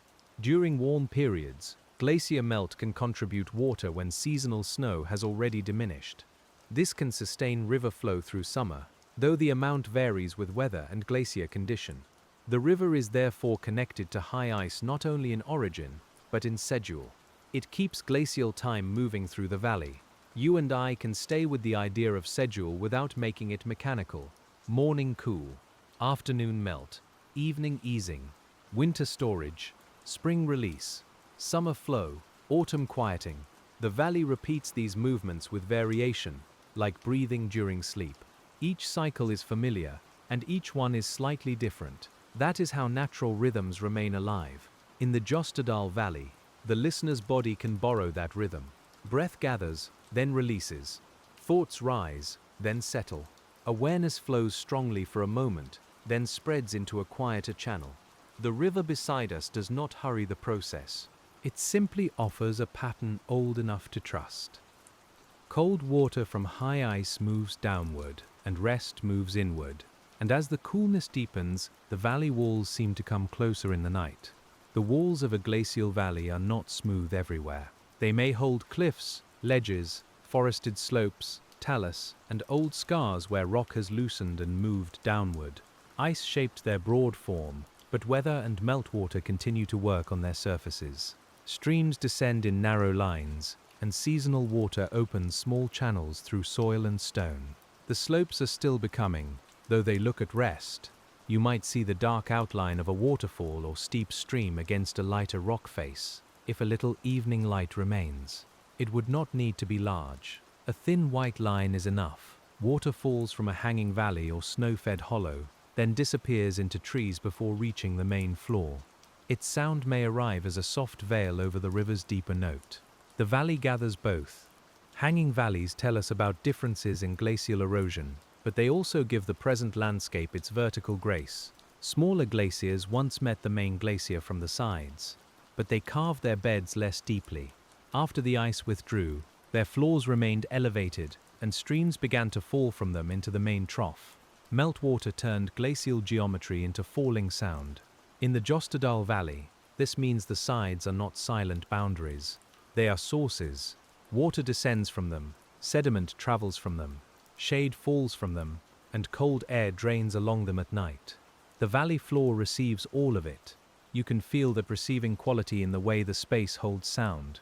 Nothing is isolated. Each slope leans into the river's story. The rock faces may carry dark streaks where water seeps over them. In wet weather, those streaks shine. In dry weather, they remain as stains, moss lines, or mineral traces. Small plants find cracks where moisture persists. Over time, these wet lines help weather the rock and feed tiny patches of life. Meltwater can be grand, but it also works as a thread thinner than a finger. There is a special quiet in watching water fall from height after a glacier has gone. The ice no longer fills the air between slope and floor, but the water still connects them. It traces the absence. It makes visible the space the glacier left behind. In the Jostedal Valley, every falling stream seems to draw a line from memory to present, from carved hollow to living river. You can let your eyes, if they are still open, follow one of those lines downward. From shadowed ledge to pale streak, from pale streak to green trees, from trees to gravel fan, from fan to main river. from river to the deeper valley beyond. The movement is continuous, but your attention can move slowly, resting at each level before drifting to the next. The body understands downward movement. It is the release of the day. It is the settling of weight into bed. It is the way breath leaves the chest without effort. The Jostedal Valley gives this sensation a landscape form, with water descending from ice, from slope, from cloud, and from hidden ground. Everything that moves here eventually finds a lower quiet. And as the slopes send their last pale threads into the river, we follow the current into the valley's deeper night. Night in a glacial valley can make distances feel softer. The far slopes become shapes rather than details. The river becomes sound and faint sheen. The stones near your feet lose their individual colors and become cool forms under the dim sky. Yet the Jostedal Valley does not disappear. It becomes simpler, more spacious, and easier to enter with a drowsy mind. The meltwater's pale sediment may still catch what little light remains. Under cloud, the river can seem grey and matte. Under a clear sky, it may hold a dull reflection, broken by the current over stones. You do not need bright visibility now. The valley is moving from description into feeling. Cold air, damp ground, and low water sound are enough to keep you placed. Even at night, processes continue. Suspended sediment travels. Groundwater seeps. Banks release grains. Springs feed small channels. The river carries heat, minerals, and organic matter downstream. The valley's work does not stop when it is unseen. It simply becomes quieter to us. This is a useful thought for sleep, because rest is also a time when important things continue beneath awareness. In the Jostedal Valley, unseen motion has always mattered. Ice moved under snow. Meltwater ran under ice. Water traveled through gravel below meadows. Roots grew beneath the surface. Fine particles settled through cloudy water. The hidden has shaped the visible again and again. So if your own awareness dims, you are not leaving the place. You are entering it in another way. The air may carry the scent of rain from higher ground. It arrives before the drops, a cool change in the valley's breath. Leaves turn their surfaces slightly. Moss darkens in anticipation. The river does not react as a creature would, but it is ready to receive whatever falls. Rain becomes runoff, seepage, stream flow, groundwater, and eventually part of the same downhill movement. Rain on a glacial valley adds a different texture to meltwater's story.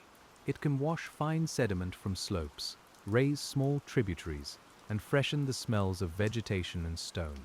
It may fall on snowfields above, becoming stored for a while, or land on ice and join surface melt. Every drop enters an existing pattern. The Jostedal Valley is a basin of arrivals. You can hear rain begin lightly, if you want to imagine it. Not a storm, just soft drops on leaves, stones, and the river surface. Each drop disappears into a larger sound. The river accepts them without changing its voice at first. The scent of wet birch, cold rock, and clean silt rises around us. The night becomes more enclosed, but not smaller. In this rain, the valley's surfaces shine faintly. A boulder darkens. Grass bends. The water on a gravel bar fills tiny spaces between stones. Fine dust becomes paste, then washes into a shallow thread. The smallest particles begin moving again. Meltwater, rainwater, and groundwater are not separate in feeling now. They are simply water, returning to motion. And as rain folds into the river, the valley's long-making feels even more continuous. Continuity is one of the quietest forms of wonder. The Jostedal Valley did not begin with the meltwater we hear tonight, and it will not end with it. Yet this present flow belongs fully to the long history. The same principles that moved ancient sediments still move grains now. The same gravity that drew ice down the valley draws each raindrop, seep, and stream. Geological time can feel too large until a place gives it sound. Here, time sounds like water over gravel. It smells like wet stone. It feels like cold air beside a river. It looks like a broad trough under dark slopes. The enormous becomes approachable because it reaches us through the senses. You do not need to measure millions of years. You can listen to one bend in the current. Meltwater shaped the valley by repeating simple actions under changing conditions. It flowed, froze, thawed, carried, settled, cut, and spread. Those verbs are not spectacular. They are ordinary, almost humble. But in a mountain landscape, across enough time, they create terraces, floodplains, fans, channels, and soils. The Jostedal Valley is an archive of quiet verbs. You may notice how restful those verbs are: flowing, settling, carrying, softening, rounding, holding. They do not ask for tension. They invite the mind to move in curves rather than corners. A sleep video can live inside them because they are both accurate and gentle. The valley's science is not separate from its calm. The calm comes partly from understanding how patiently the place was made. Even erosion, when spoken softly, is not a harsh idea. It is the transfer of matter from one place to another. It is mountain becoming riverbed, cliff becoming gravel, bedrock becoming silt, silt becoming soil. In the Jostedal Valley, erosion is paired with deposition, removal with rest. What leaves one place may build another. The landscape is less a loss than a long redistribution. We can feel this as we imagine the water moving past. Some grains in the river will settle soon. Others will travel farther. Some may reach larger rivers or fjord waters, continuing beyond the valley we are holding tonight. The Jostedal Valley is a chapter in their journey, not the whole book. Still, for us, it is enough. This reach is where we listen. The rain may ease now, leaving droplets on leaves and a darker scent in the air. The river carries the added water without haste. Small side channels brighten briefly. A low patch of meadow glistens. The valley has received another layer of wetness, another delicate adjustment. Nothing announces itself. Everything enters the ongoing flow. And as the rain thins, a faint openness returns above the valley, and the sound of meltwater becomes clearer again. Clearer sound can come when other sounds withdraw. The rain stops touching leaves, and the river steps forward in the ear. You hear the main current, the side trickles, the little movements near stones. The Jostedal Valley becomes a room of water sounds, each one placed at a different distance. You are not alone in the silence. You are accompanied by flow. The river's surface in darkness may show only the faintest movements. A soft line where current crosses a shallow bar. A darker stripe where depth increases. A pale edge where water folds around a stone. These small variations are enough. Your mind does not need a bright picture. It can rest in suggestion, letting the sound build the valley from within. In daytime, a glacial river's sediment load may be seen as color. At night, it becomes more imagined than visible, yet it still matters. The same fine particles continue traveling, affecting density, light, and deposition downstream. The science does not vanish when the eye cannot verify it. The river remains full of powdered rock, and that hidden fullness makes the darkness feel substantial. There is a kind of companionship in knowing what the water carries. It is not empty movement, it is movement with memory inside it. Every particle came from contact, pressure, grinding and release. Every drop came through weather, snow, ice, rain, or ground. The Jostedal Valley's river is a gathering of origins, and tonight we sit beside them without needing to follow each one. The valley floor, damp after rain, holds scent more strongly. The earth is cool. Moss releases a green smell. Wet stones have a mineral clarity. If there are trees nearby, their trunks darken and their leaves drip at long intervals. Each drop falls after its own pause. The pauses become part of the rhythm, small spaces inside the larger water sound. A sleep rhythm lives in those spaces.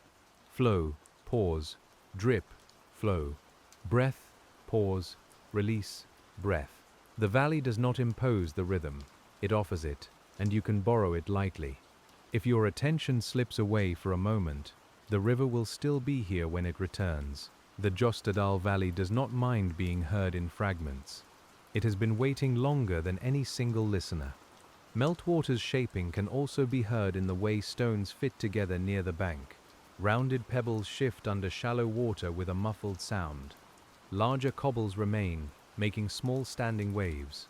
Sand settles behind them. Each object modifies the flow. Each modification affects the next grain. The riverbed is not passive. It is a textured surface negotiating with water every moment. You can imagine looking down through the dim edge of the current. Stones near shore are visible as softened shapes. Their colors are muted by water and night, perhaps gray, brown, green, and pale quartz. Fine silt lies in quieter pockets, smooth as a sleeping palm.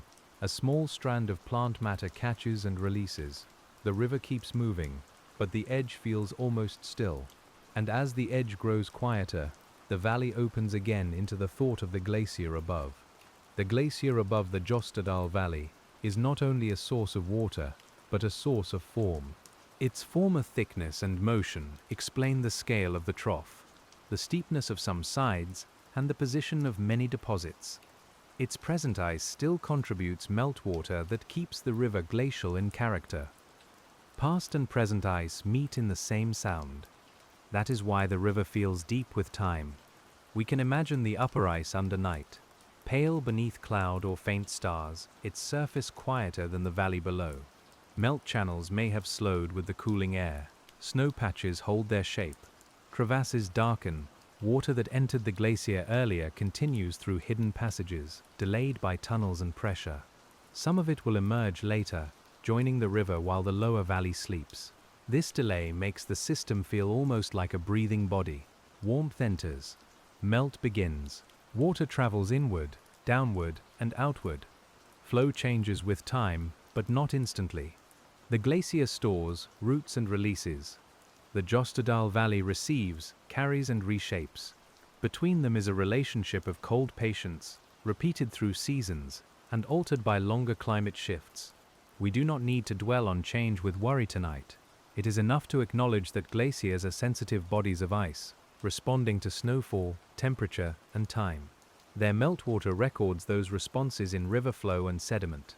The valley has always been shaped by change, and its peace does not come from being frozen forever. It comes from the steadiness of process within change. Still, there is tenderness in thinking of ice that feeds a valley. The glacier gives water by losing a little of itself. That water becomes river, silt, meadow, soil, and sound. The Jostedal Valley is partly a form of the glacier's generosity.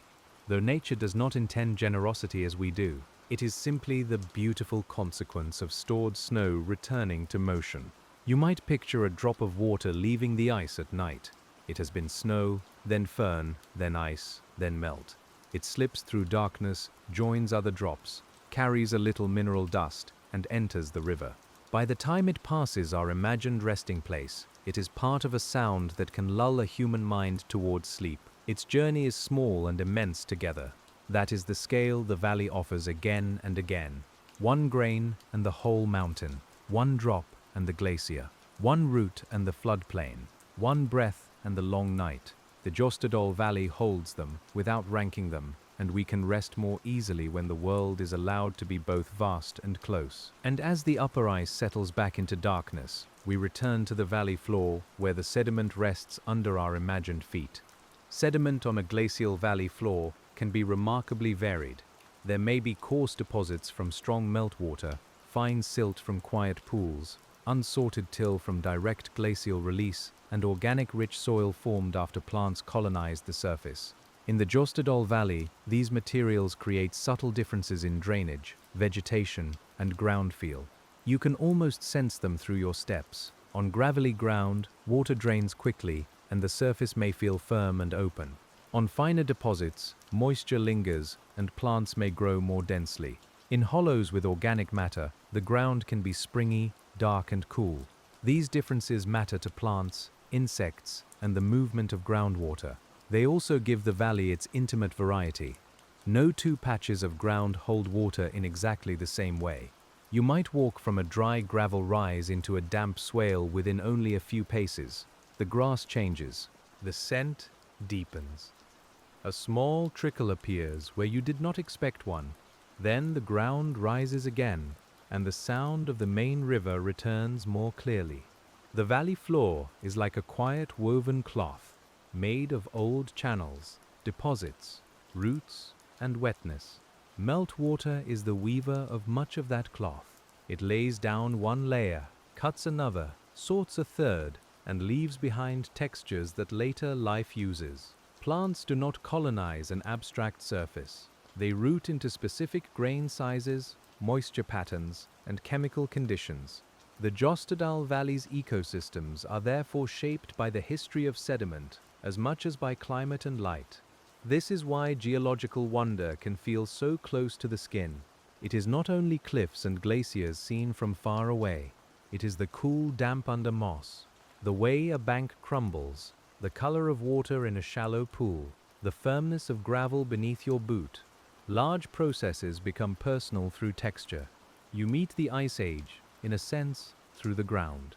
There may be places where the soil is thin and stones lie just beneath the moss. There may be places where silt has gathered deeply enough for meadow plants to root. There may be old flood deposits beneath a stand of trees, their trunks growing from material carried by meltwater long before they sprouted. The valley's living cover is a recent softness over a glacial foundation. As we imagine sitting again, the ground supports us through all these layers. A few grains may have come from rock ground beneath ice, others from a slope loosened by frost, others from a bank reworked by river flow. Above them, roots weave a surface strong enough to hold quiet weight. You can let your own body settle the way sediment settles, supported by what came before. The Jostedal Valley does not need to be perfectly still to hold you. Its holding is dynamic, made of continuous small adjustments. That may be the deeper calm here. Rest does not require a world where nothing changes. It can happen in a world where change is slow, patterned, and held within a larger shape. And as that larger shape surrounds us, the river begins to lead our thoughts toward the distant fjordwood path. Water leaving the Jostedal Valley does not stop being glacial when it passes beyond our immediate view. It continues downstream, carrying sediment, cold and dissolved minerals toward larger waters. Along the way, it may join other rivers, pass through lakes, or move toward fjord systems shaped by the same glacial history. The valley is part of a wider landscape of ice-carved routes. We do not have to follow the river all the way tonight. It is enough to sense its direction. Downward, outward, from high ice through green valley toward deeper basins and coastal water. The journey connects mountain snow to fjord stillness, glacier flower to marine sediment, upland cold to lowland reflection. Meltwater is a thread sewing high and low together. In fjords, fine glacial sediment may settle into quiet depths, continuing the process that began under ice. Coarser material is often left earlier, while the finest particles travel farther.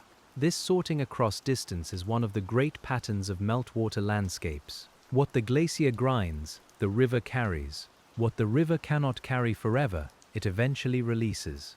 The world is built from these releases. Thinking of the river's onward path can make the Jostedal Valley feel both sheltered and connected.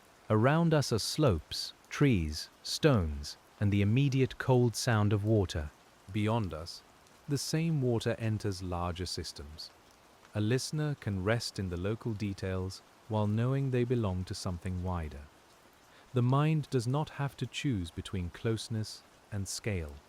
The valley itself may have once guided much greater ice toward lower ground. During colder periods, glaciers occupied and connected many valleys, feeding larger ice masses and carving routes that later held rivers and lakes. Meltwater followed as the ice withdrew, inheriting the pathways and modifying them. The present drainage is a descendant of ice movement. Water is the quieter air. You can imagine that inheritance in the shape of the river. It does not need to carve a path from nothing. It moves through a corridor already shaped by ice, then adjusts the floor according to its own energy. This relationship between inherited form and active process gives the Jostedal Valley its layered calm. The river is free, but not rootless. It belongs to a valley made ready by deep time. There is comfort in belonging to a shaped path without being trapped by it. The river follows the valley, yet it bends, braids, deposits, and shifts within that larger form. Your own rest may feel like that. The night holds you, but within it your breathing finds its own easy course. The Jostedal Valley offers the image, and the body understands. The sound of the river seems to lengthen as we think downstream. It is no longer only beside us, it is ahead as well, moving into darkness beyond the reach of our imagined sight. Behind us, it comes from ice. Around us, it shapes the valley. Ahead, it carries the valley outward. The whole landscape becomes a single, flowing sentence that does not need an ending yet. And as that sentence continues, we remain here a while longer, where cold water and old stone meet in the dark. The meeting of cold water and old stone is not a single place, but a long companionship through the Jostedal Valley, renewed wherever the river touches its bed. Beneath the current, stones lie close together, each one shaped by distance, pressure, and contact. Some are rounded smooth by transport. Some still hold angular edges from recent release. The river feels them all, and in feeling them, it keeps arranging its path. You can imagine the water moving differently over each surface. Around a rounded cobble, it folds softly and rejoins itself with a low ripple. Against a sharper fragment, it breaks into small flashing lines, even in dim light. Over sand, it glides almost silently. Over gravel, it murmurs with texture. Every sound along the river is a meeting between motion and matter, between meltwater and the valley it continues to shape. The Jostedal Valley was not made by water alone, but water is what lets us hear the making. Ice can seem silent from a distance, and bedrock can seem mute, but the river gives their relationship a voice. It carries the ground stone of the glacier. It rubs stones against stones. It exposes old surfaces and buries others. It translates the slow grammar of geology into sound. There are moments when the river's voice becomes low enough to resemble breathing. In a deeper bend, the surface may smooth over, and the noise of shallow gravel falls away. You hear more of the continuous flow beneath, a muted pressure moving forward. The air above it feels cool and damp. If you let your shoulders soften, the valley seems to breathe with you, and the breath is slow. At such a bend, fine sediment may settle along the inner margin, making a smooth, pale shelf just below the water. A faint line of foam or leaf fragments might trace the boundary between faster current and quieter eddy. These gentle forms reveal the river's inner structure. Flow is not uniform. It has lanes, pauses, swirls, and shaded corners, all arranged by depth, speed, and the shape of the bed. Meltwater uses those variations to shape the Jostedal Valley in detail. Fast lanes carry more sediment. Quiet eddies release what they hold. Shallow riffles oxygenate the water and disturb the bed. Deeper pools shelter finer deposits and slower movement.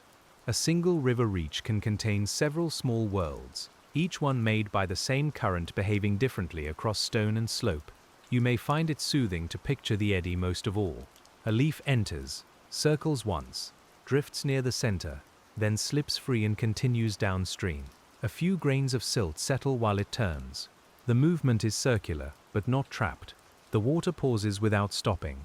In the mind, that can feel like the moment before sleep, when a thought returns gently and then releases itself. We linger beside the eddy because it shows how rest and motion can belong together. The valley does not divide them sharply. The same meltwater that rushes over gravel also makes quiet pockets. The same river that cuts a bank also lays down a soft bar. The same glacial system that carved stone also feeds moss. In the Jostedal Valley, contrast becomes balance, and balance becomes atmosphere. And as this balance carries us farther, the valley begins to reveal the delicate architecture of its banks. A riverbank may look like a simple edge, but in a meltwater valley, it can be a layered wall of history. Near the Jostedal, you might see gravel packed beneath sand, silt draped over older material, roots threading through the upper soil, and small stones loosened where the current has touched the base. Each band speaks of a different flow condition. Each texture remembers a different energy. When water rose high enough to flood the surface, it left fine material across the floodplain. When stronger currents moved through the channel, they shifted gravel and cobbles. When the glacier released more sediment, the river carried a heavier load. When flow slackened, the load settled.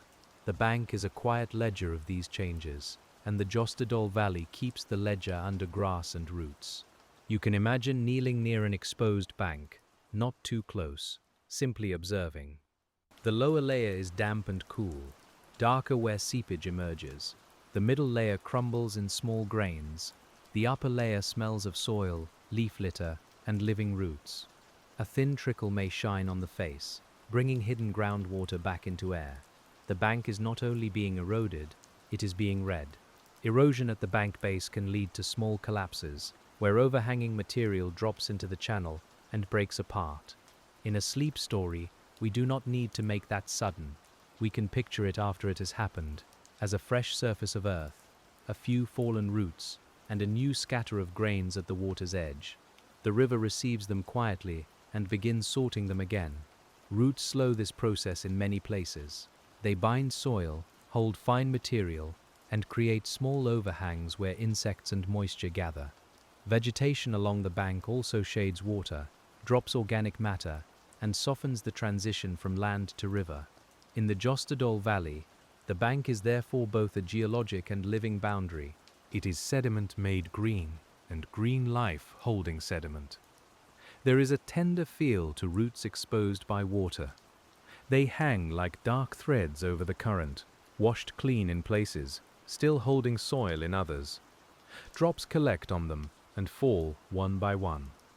Moss may grow near their base. A small insect may shelter beneath the overhang. The river passes under all this with steady indifference, not cruelly indifferent, just larger than any single detail. That larger indifference can be restful. The valley does not require anything from the roots, except what roots naturally do. It does not ask the river to preserve every bank, or the bank to resist every current. Each part participates according to its nature. In the Jostedal Valley, Meltwater shaped a world where release and holding are equally necessary. We can let that thought be kind. As we continue, the bank becomes less of a line and more of a conversation. Water leans, roots hold, sediment loosens, plants return. The channel shifts, new edges form. You can feel how this conversation has no final sentence, only an ongoing exchange at the pace of seasons and storms, warm afternoons and cold mornings, glacier melt and rainfall. And as the bank's conversation fades behind us, we come to a place where the valley floor spreads into a wider, quieter plain. A wider reach of the Jostedal Valley may carry the feeling of outwash more strongly, with gravelly surfaces, old braided channels, and low terraces arranged across the floor. The river here may have more room to divide during high flow, though at quieter times it gathers into fewer channels. The space feels open, but not empty. It is full of former water routes, softened by grass and shade. Outwash plains form where meltwater exits a glacier carrying abundant sediment, because the supply is high and the water's energy changes quickly as it spreads. Channels can shift and braid across broad surfaces.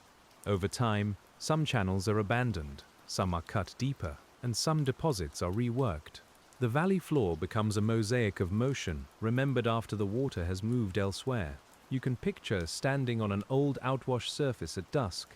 Underfoot, the soil may be thin over gravel, draining quickly after rain. The plants may be lower or sparser in places, with patches of moss and grass between stones. A few birches might grow where finer sediment has gathered. The main river sounds nearby, but the ground around you carries the quiet of channels that no longer flow every day. These abandoned threads make the plain feel layered with possibility. During a high melt season or heavy rain, some may carry water again.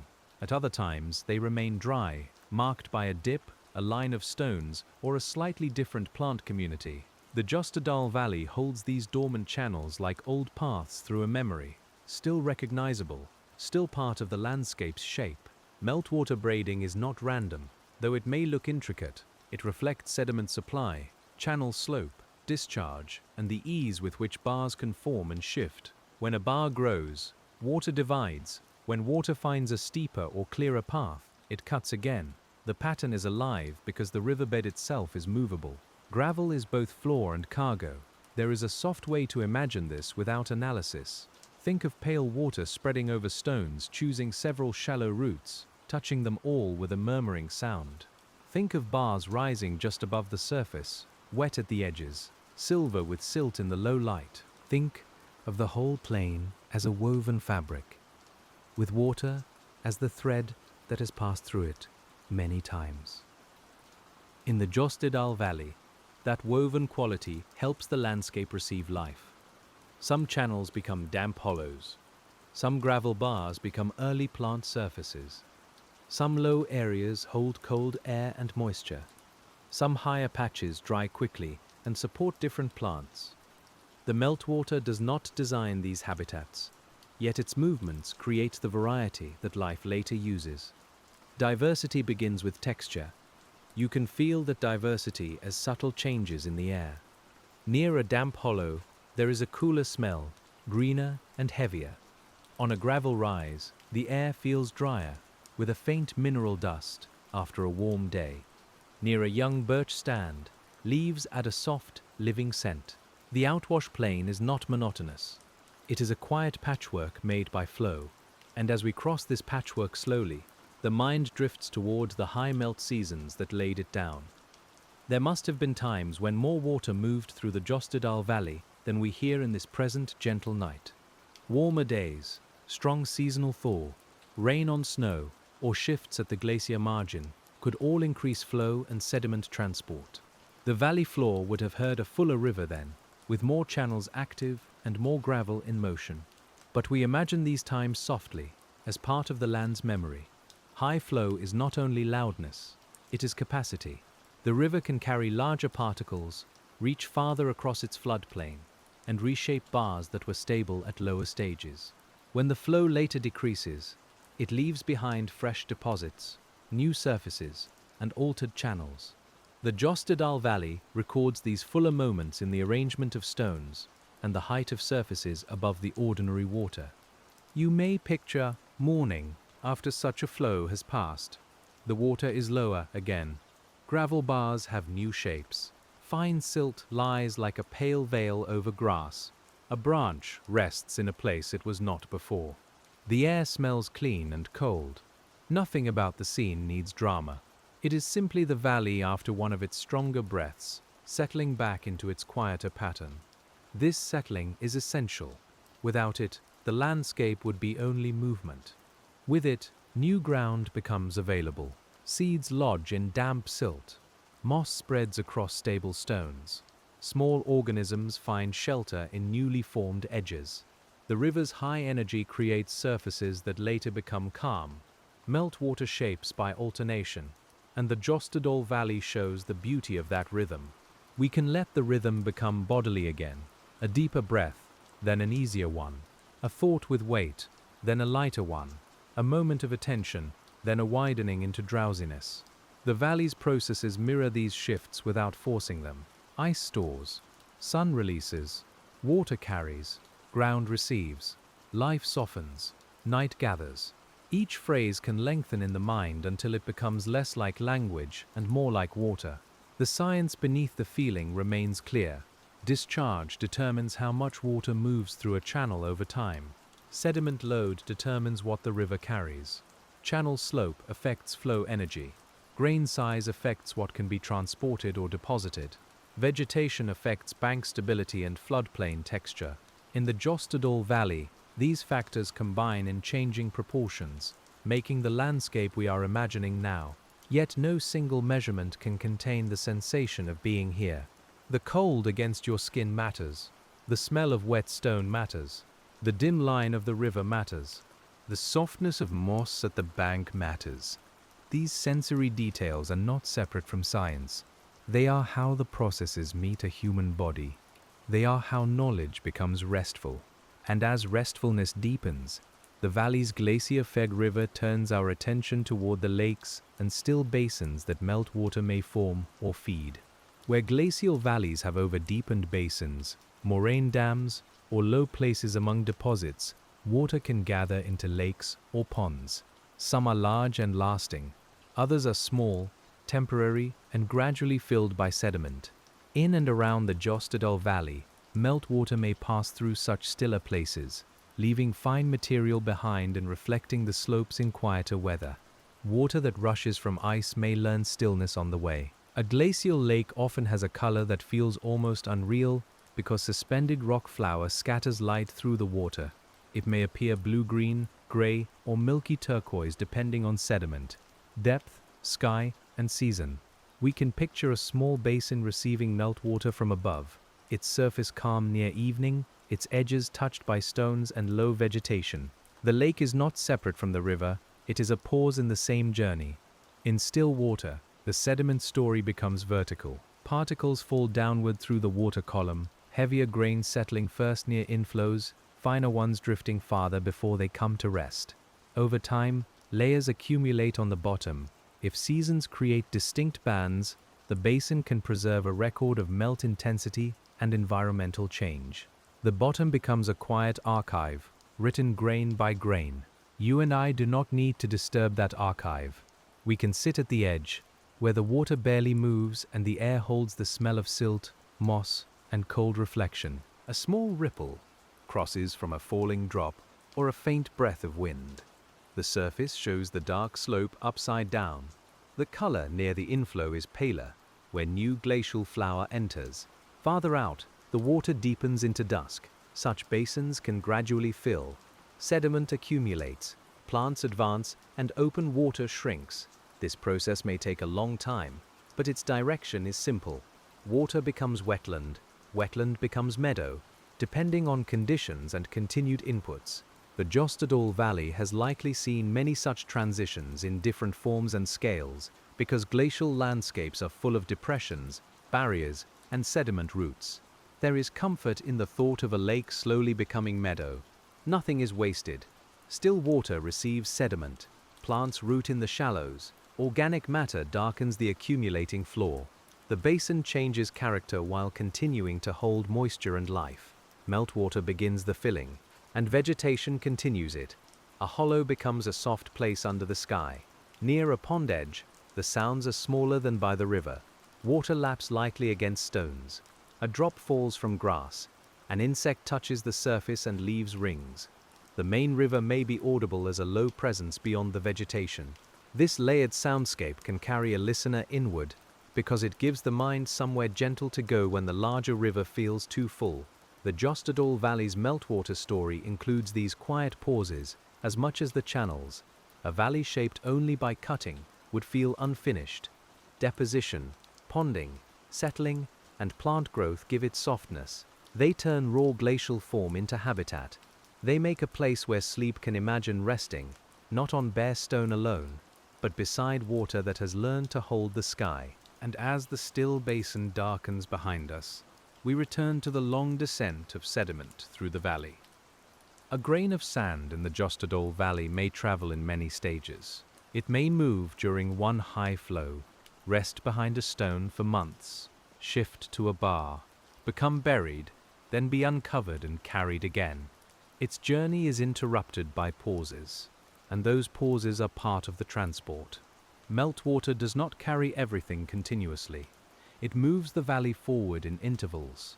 This intermittent movement is called storage and remobilization, though we can hear it more gently as resting and returning. Sediment rests in bars, banks, floodplains, fans, and basins. Later, water may pick it up again. The valley floor is therefore not a final resting place for every grain, but a series of temporary shelters. The river carries what it can, when it can, and leaves the rest until another season. You might imagine a pebble half buried in a gravel bar. Water touches it during ordinary flow, but cannot move it. Fine silt gathers around its lower edge.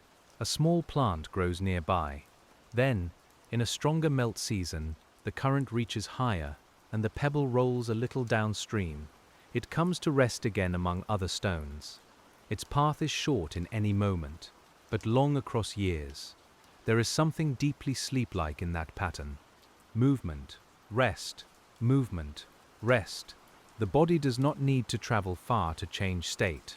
A breath turns, a shoulder settles, a thought rolls a little downstream and stops.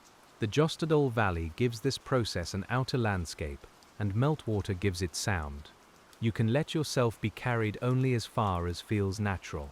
Sediment storage also affects how the river responds to changes. If abundant loose material is available, Flows may carry more sediment and reshape channels more readily. If banks are stabilized by vegetation or coarse material, change may be slower. The river's future behavior depends partly on what previous flows have left behind. In this way, the valley's past is always present in its possibilities. The same is true of the landforms we see. A terrace is an old floodplain preserved above the current level. A fan is a deposit from a side stream. A bar is a temporary accumulation in the channel. A moraine is glacial debris later modified by water and life. The Jostedal Valley is made of landforms that are both outcomes and starting points, resting places and beginnings. You can feel that dual nature in the dusk. A gravel bar seems still, but it may be moved. A bank seems solid, but it may release grains. A meadow seems finished, but it may cover old channels. A pond seems calm, but it is filling. The valley's quiet is alive with potential, yet there is no urgency in it. Potential can sleep too. As we walk beside the river, we allow these thoughts to become softer. We no longer need to classify each surface. We only sense that the ground has been touched by water many times. The Jostedal Valley carries that touch in every slope of gravel, every damp hollow, every pale curve of the river. The understanding becomes atmospheric, like mist, and as mist rises lightly from the cooler ground, the valley's air begins to feel as shaped as the land. Cold air can drain down a valley at night, especially from high snowfields, ice, and shaded slopes. In the Jostedal Valley, this downward movement of air may follow the same broad direction as water, though more softly and invisibly. You feel it as a cool flow against your face, a slight settling around your hands, a freshness near the river. The valley channels not only meltwater, but air. This cold drainage helps create local microclimates. Low areas may be cooler and damper. Frost may linger in hollows. Moisture may gather near streams and wet meadows. Plants respond to these subtle differences, choosing places according to temperature, soil, and water availability. The glacial form of the valley influences climate at a small scale, and that climate influences life. You can imagine the night air slipping over the outwash surfaces, pooling in low swales, and sliding along the river corridor. It smells of wet grass, stone, and distant ice. It moves without sound, while the water gives the motion an audible companion. Together they deepen the feeling of descent, as if both air and river are settling through the valley toward lower ground. Mist may form where cool air meets moist surfaces, especially near water or wet meadows. It softens distances and makes the valley's edges less defined. A boulder becomes a rounded shadow. A birch trunk becomes a pale vertical line. The river appears and disappears through thin veils. Mist is not a separate feature from the meltwater story. It is water returning to the air, briefly visible. There is a calming uncertainty in mist. You can still know where you are without seeing everything. The Jostedal Valley remains around you, held by sound, scent, and the memory of shape. The river keeps your orientation. The slopes remain as dark presences. The ground beneath you stays cool and firm. Not all clarity is needed for safety in this imagined place. Some softness is welcome. The science of fog and mist involves temperature, humidity, condensation, and air movement. But in the body, it feels like quiet touch. Tiny droplets rest on skin and fabric. Hair dampens slightly. Moss shines. The smell of earth deepens. The valley becomes less visual and more tactile. Meltwater, having shaped stone, now shapes the air you breathe. You can let that breath become very slow. In the cool damp, each inhalation feels clean and unhurried. Each exhalation disappears into the valley's moisture. The body joins the exchange without effort. Water has been moving between ice, river, ground, plant, and air all along. Now your breathing feels like a small part of the same gentle circulation. And as the mist settles into the hollows, we turn toward the old ice-polished surfaces that still catch moisture in the dark. Polished bedrock in a glacial valley can hold rain and melt water in shallow films, making the stone gleam even when the light is faint. These smooth surfaces were abraded by ice carrying rock fragments at its base. and later washed by flowing water. In the Jostedal Valley, such stone may appear near streams, on valley sides, or in exposed patches where soil has not fully covered it. It feels like time made touchable. A polished surface can be surprisingly smooth beneath the hand, though small scratches or grooves may still cross it. Those scratches, called striations, point along the direction of former ice movement. They are fine, linear memories of debris dragged under pressure across bedrock. Meltwater helps reveal them by rinsing away loose sediment and keeping the surface clean. Water makes the glacier's handwriting legible. You may imagine tracing one of those grooves with a fingertip. The stone is cold. Moisture gathers in the shallow line. Lichen grows near the edge, but not across the smoothest part. The groove leads your attention down valley, following the old motion of ice. In that small gesture, your hand and the glacier's former direction briefly align. It is a quiet form of contact across time. Roche moutonné forms may also appear in glaciated landscapes, where bedrock is smoothed on the side facing ice flow and rougher where ice plucked blocks away. Such shapes show how abrasion and plucking work together. Meltwater later flowed around and over them, adding its own minor smoothing, staining, and sediment patterns. The result can look like a stone back rising gently from the ground. These rounded forms suit the valley's sleep atmosphere. They are evidence of enormous pressure, but they present as softness. Their curves hold rainwater. Moss gathers in sheltered cracks. The air around them smells of mineral damp and low vegetation. You can sit near one and feel no sharpness in the idea of ice. The old force has become a resting shape. The Jostedal Valley is full of this transformation of force into calm. A glacier's weight becomes a broad floor. Abrasion becomes polished stone. Plucking becomes rough hollows later softened by plants. Meltwater erosion becomes channels where water sings. Sediment transport becomes meadows and banks. The processes are powerful, but their present forms can be deeply soothing. We are meeting them after time has lowered their voice. Still, the valley has not lost its honesty. The stones do not pretend they were always smooth. The river does not hide its sediment. The slopes do not conceal the fact that ice once filled the space between them. Everything is visible, but nothing is shouting. This is a rare kind of clarity, and it is part of why the Jostedal Valley feels so peaceful in the imagination. And as our attention rests on the polished stone, the water nearby continues its patient work over smaller grains.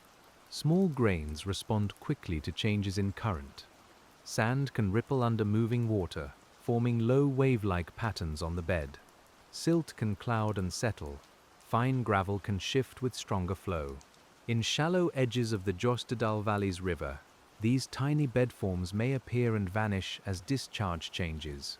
The river writes in small script where the water is thin. You can picture ripples under clear side water, each ridge no higher than a fingertip, each one shaped by the current's touch. The main glacial river may be too cloudy to show such details in places, but side channels, springs, and calmer margins can reveal them. Light slides over the rippled bed. The pattern resembles wind on sand, but here it is water remembering motion.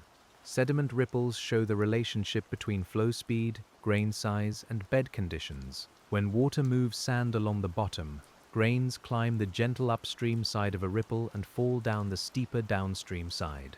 The whole ripple migrates slowly. This is small-scale movement, but multiplied over countless surfaces, it becomes part of the valley's texture. Even sand has a direction. The idea is restful because it is so modest. Not every shaping act must carve a valley wall. Some only move a ridge of sand a little farther along. Some only smooth a patch near a stone. Some only leave a faint line after water drops. The Jostedal Valley was shaped by immense ice and by these minute adjustments together. Grandeur and smallness share the same river. At the water's edge, you might see a fan of fine sand where a trickle enters the main flow. It spreads like a pale hand into the current, then thins and disappears. The pattern may be gone tomorrow, but for tonight it is complete. A temporary form is not less real because it will change. Meltwater makes many beautiful things that are meant to pass. This thought can soften the mind's need to hold on. A ripple, a sand fan, a wet reflection, a mist line, a cool breath of air. Each may exist briefly and still belong fully to the valley. Sleep comes more easily when passing things are allowed to pass. The river does not mourn each rearranged grain. It continues, and the landscape continues with it. The Jostedal Valley, shaped by meltwater, therefore becomes a lesson in impermanence without anxiety. Change here is not a sudden disappearance. It is gradual replacement, reworking, settling, and renewal. A channel changes into a swale, a pond changes into wet meadow, a bare surface changes into moss, a hard stone changes slowly into sediment. The movement is continuous enough to feel safe, and as the small ripples smooth under deeper water, we drift toward the valley's quieter human scale without leaving the natural world. When you walk through a glacial valley, your body becomes a measuring instrument. The width of the floor is felt in the time it takes to cross open ground. The height of the slopes is felt in the tilt of your head. The coldness of meltwater is felt through skin. The softness of silt is felt underfoot. In the Jostedal Valley, understanding comes through presence before it becomes explanation. You do not have to name every process to receive the valley. You can know glacial carving by the spacious U-shape. You can know sediment transport by the rounded stones. You can know meltwater by the pale river. You can know deposition by the flat, grassy surfaces near the channel. The land teaches quietly because its evidence is built into the path. Still, naming can deepen calm when done gently. Abrasion, plucking, outwash, moraine, terrace, floodplain, groundwater, glacial flower. These words do not need to become a lesson in the sharp sense. They can be small lamps along the descent, helping you see the valley's processes without waking the mind too much. Each word settles into place and then lets the river continue. The Jostedal Valley keeps the scale kind. It is large enough to feel ancient, but close enough to be sensed in moss, stones, and cold air. You can stand beside a boulder and imagine ice moving it. You can touch silt and imagine bedrock ground fine. You can hear a stream and imagine snow becoming water. The great story reaches you through small, restful contacts. As night deepens, the colors withdraw further. Greens become dark tones. Pale sediment becomes a soft gray. Wet stones lose their individual shine and merge into the edge of the river. The world becomes less demanding to the eye. This is when sound, temperature, and texture carry the narration more than images. The valley lowers its light, and we lower our attention with it. The river remains a guide. It does not speak in words, but it gives direction, continuity, and depth. If you were half asleep beside it, you might no longer distinguish the side stream from the main current, or the bank drip from the gravel murmur. All water sounds would become one layered hush. The Jostedal Valley would become less a place you observe and more a place you float through in thought. That floating is gentle, even though we are on land. The style of meltwater invites it. It descends without falling in our bodies. It carries without urgency. It glows pale without brightness. It makes a path through darkness. You can feel yourself moving with it, while remaining completely still, supported by bed, breath, and the valley's imagined ground.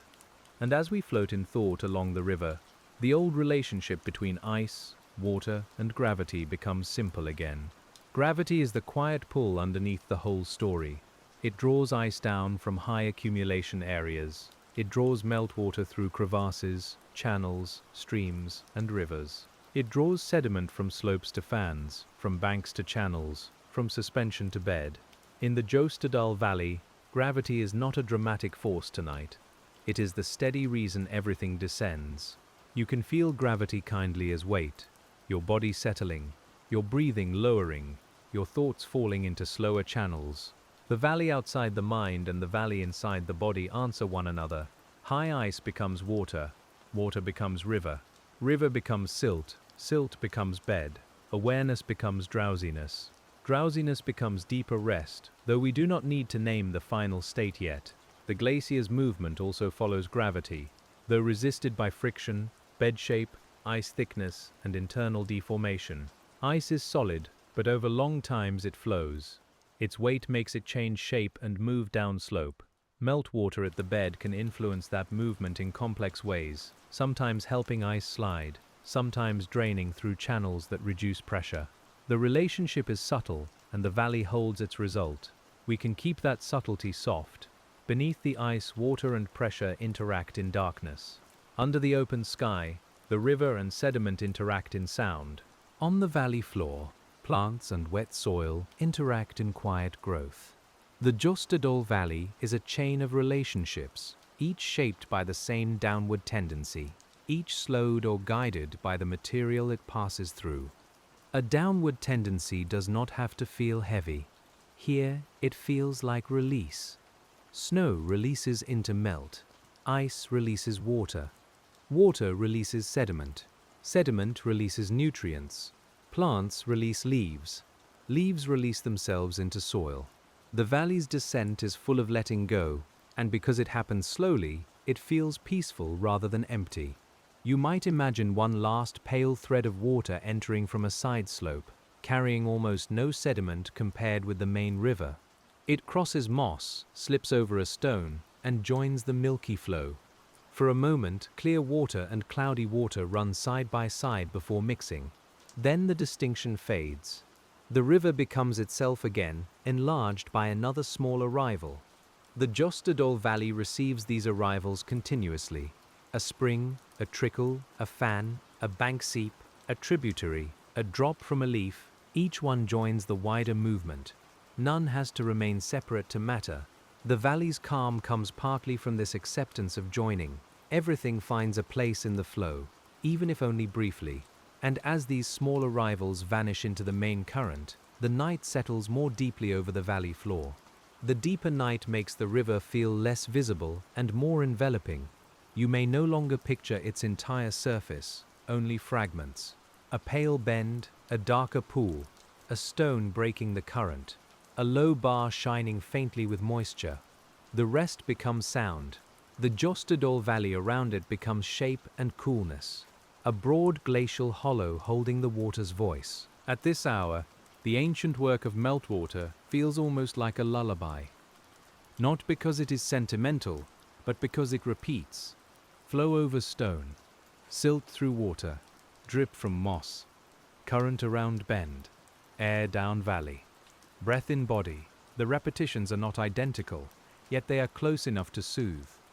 The mind recognizes pattern and begins to loosen its watchfulness. We can let the valley's geology remain present without bringing it forward too sharply. The U-shaped trough is there in the dark. The terraces are there under grass. The moraines are there, softened and partially hidden.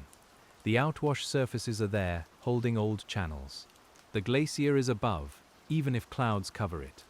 The river carries its pale sediment through all of them. This hidden completeness is restful. You do not need to see everything for it to support the scene. In fact, not seeing everything may help. The valley becomes less busy. Details recede into trust. The sound of meltwater is enough to imply the glacier, the slopes, the stones, and the long descent. A single sensory thread can hold a whole landscape. The air cools further near the ground. Dew gathers on grass. Moisture beads on stones. The smell of silt becomes more muted, blending with moss and dark leaves. If you were here, your hands might seek warmth in your sleeves, while your face remained open to the valley air. The contrast would be gentle, and the river would keep moving through it. Dew itself belongs to the water cycle here. Vapor condenses on cool surfaces, rests briefly, then evaporates or drips into soil, plant, or stream. Tiny as it is, it participates in the valley's moisture. The Jostedal Valley is made not only by the obvious river, but by all forms of water moving between air, ice, ground, and life. The small and the large keep meeting. You can imagine a dewdrop forming on a blade of grass growing from glacial silt. The grass roots hold soil made partly from rock flour. The silt came from ice-ground bedrock. The dew came from cooling night air in the valley hollow. When it falls, it returns moisture to the ground shaped by the glacier. Even a drop on grass is connected to the deep story. And as the dew gathers quietly, the river carries us onward without asking us to follow too far. And as the dew gathers quietly, the river carries us only a little farther, until even the thought of following begins to loosen. The Jostedal Valley rests around you in darkness, broad and cool, with its old glacial floor beneath the grass, and its pale meltwater moving softly through the center. The stones under the current no longer need to be seen. They are there, rounded and patient, holding the shape of the water as it passes. You can let the sound become less separate now, less like a river beside you, and more like the valley's own slow breathing. Somewhere high above, ice keeps its cold silence, and somewhere below, fine silt settles in sheltered places, grain by grain, making the floor a little softer than it was before. The work continues without effort. The water carries what it can, releases what it must, and leaves the rest in peace. There is nothing more to reach here. The slopes have darkened. The moss has taken the night into itself. The damp grass holds the cool air close to the ground. You are with the valley at its quietest scale now, not the great sweep of ice or the long history of stone, but the small resting place where a single grain of glacial flower sinks through still water and comes to rest among others. Far above, the glacier remains, and far below, the river goes on. But here on the floor of the Jostedal Valley, the darkness is soft, the sediment is settled, and the cold water moves past without asking anything of you.